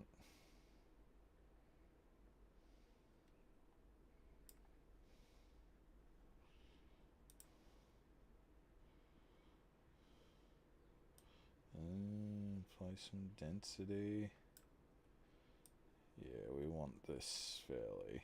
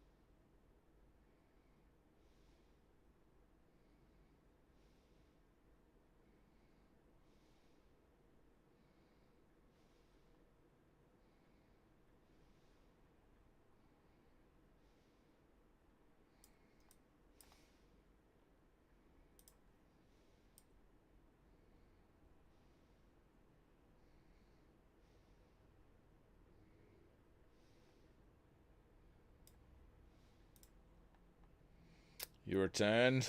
Wonderful. Hello, dear.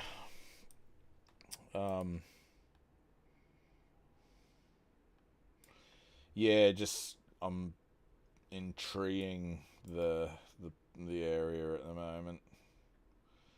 I might actually need to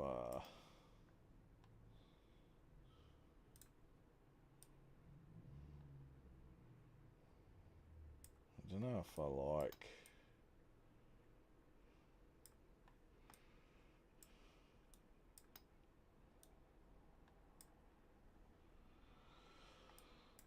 Let's do some colour.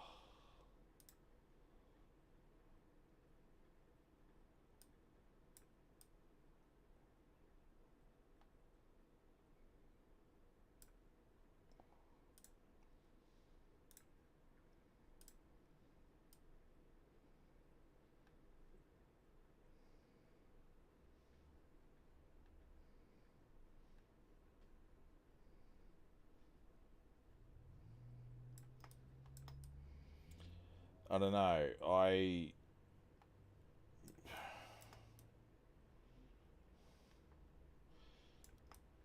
I'm doing this peninsula first because it's probably the easiest to do.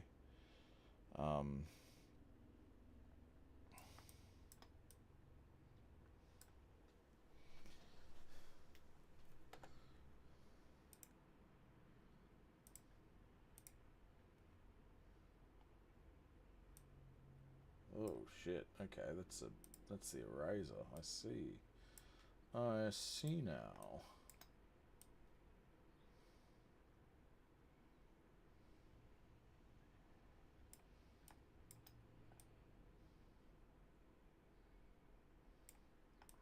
I always think that the original, like these faded old historical maps, I think they would have had quite vibrant colours on them. The only reason they're faded is because they're, we're looking at them and they're fucking 200 years old. So I don't know.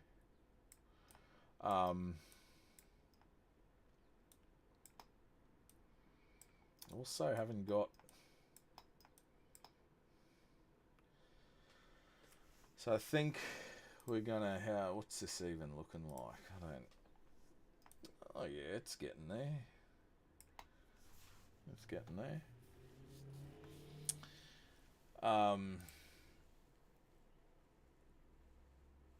Hello. I'm still here.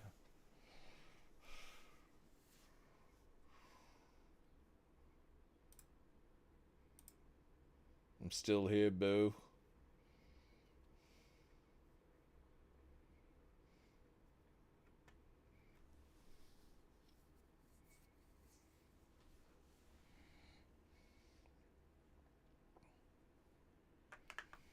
I'm still here.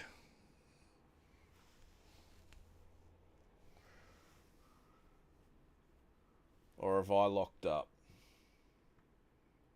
Have I locked up? It looks like I've locked up.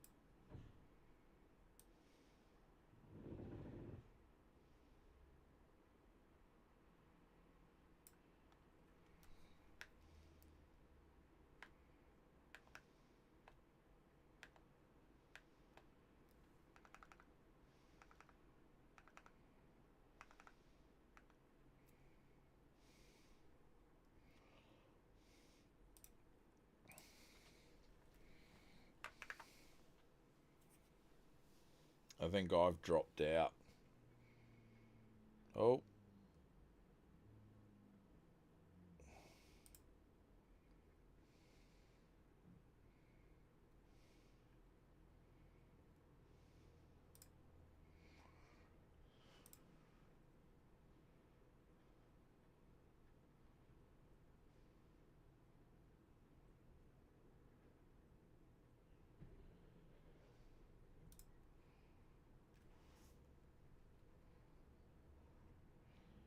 Yeah, right. Okay. I think there might be a bit of, I don't know, my the OBS.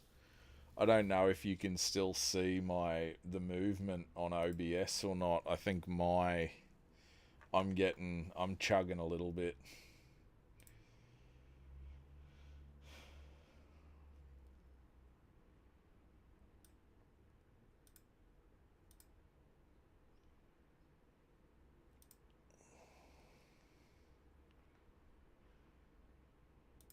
To be honest.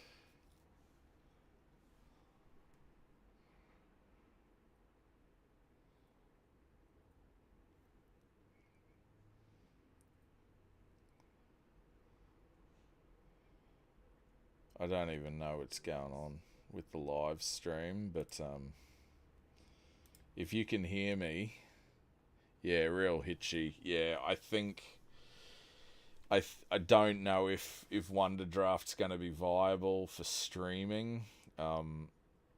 Yeah, I know Wonder Draft it is really good. It is a really good program, but I think it is quite resource heavy. I can sort of see why people aren't.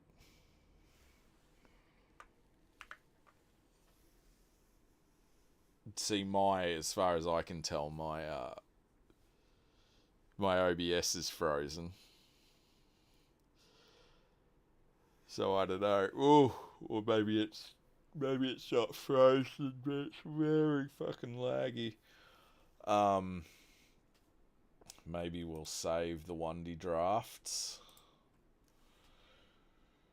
I don't think it's going to be viable for streaming because it does seem to lose a lot, but it's a fun little program. I'm looking forward to doing that sort of thing.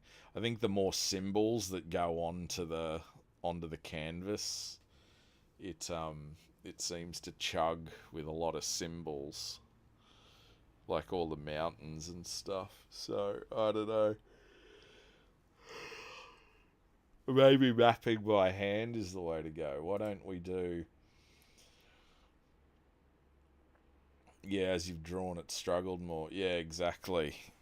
So why don't we've saved that. Why don't we exit Wonder Draft and let's have a look at... Because I do have a couple of maps that I need to do. I've got a massive to-do list there, which I'm really looking forward to writing into.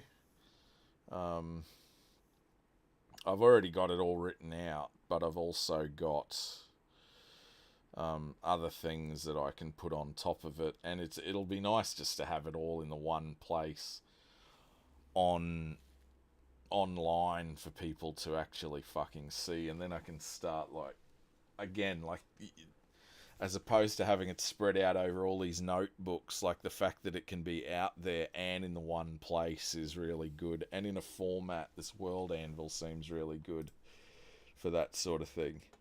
So let's just let's let this calm down a little bit and hopefully write itself up.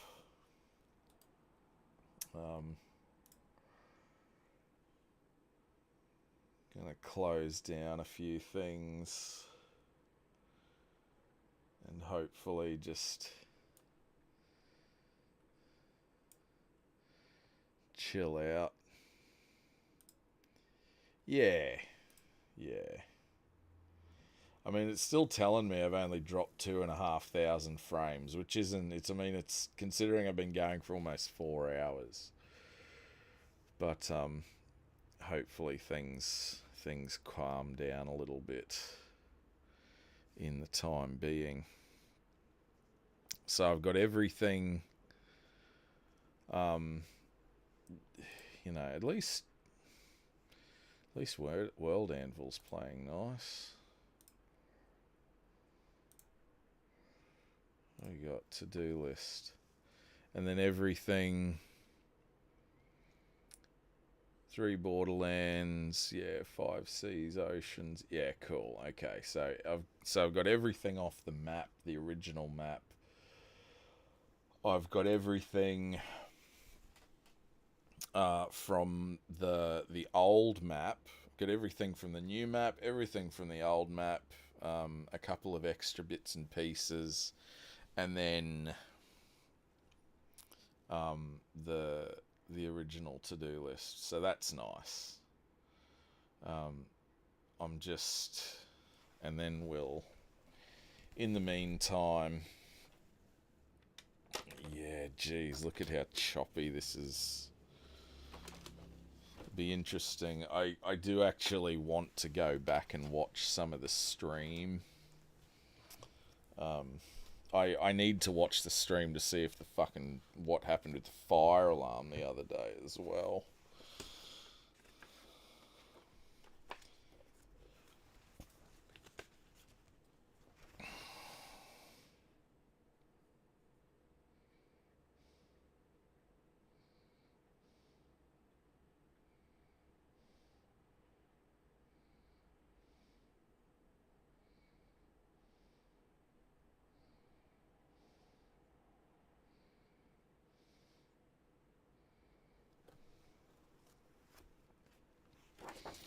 So I want to do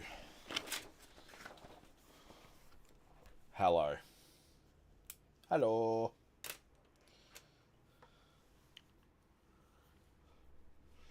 So the idea is there's going to be two cities.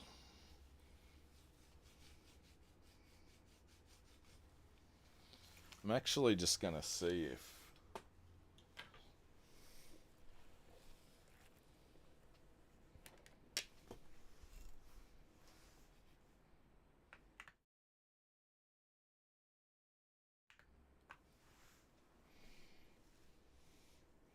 Does that help rejig things?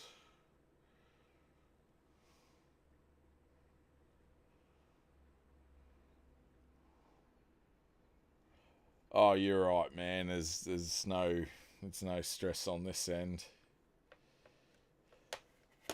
Yeah, I think I will. Just to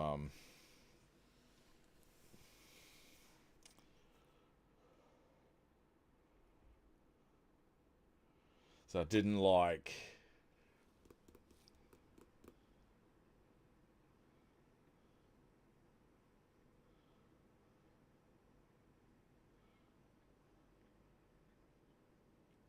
It did not like the Wonder Draft. Yeah, man. No worries. I'll catch up with you later on, eh? Take it easy. I think I might close out and do some stuff. Yeah. Oh, fun. Oh, you're so grown up. Sounds good, man. I'm gonna close this out and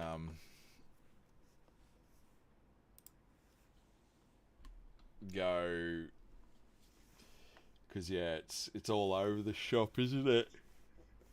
Yeah, you too, dude. I'll talk to you again soon. This will become a regular thing. I might have to do some thinking about what...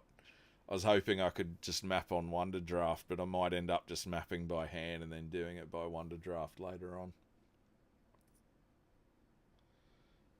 I'll talk to you again soon, mate. I think I'm going to finish the stream here anyway. It's choppy as all get out, so all good.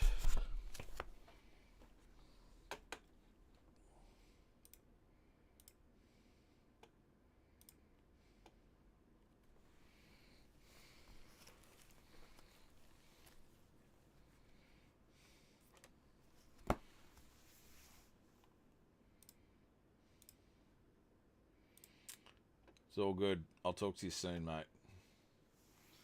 And with that, I'm going to finish the stream here. If anyone else is watching, seems Wonder Draft has given us some curry. So I'm going to finish it here because I don't think this is going to be looking very good. And we will alleviate technical difficulties later. Bye.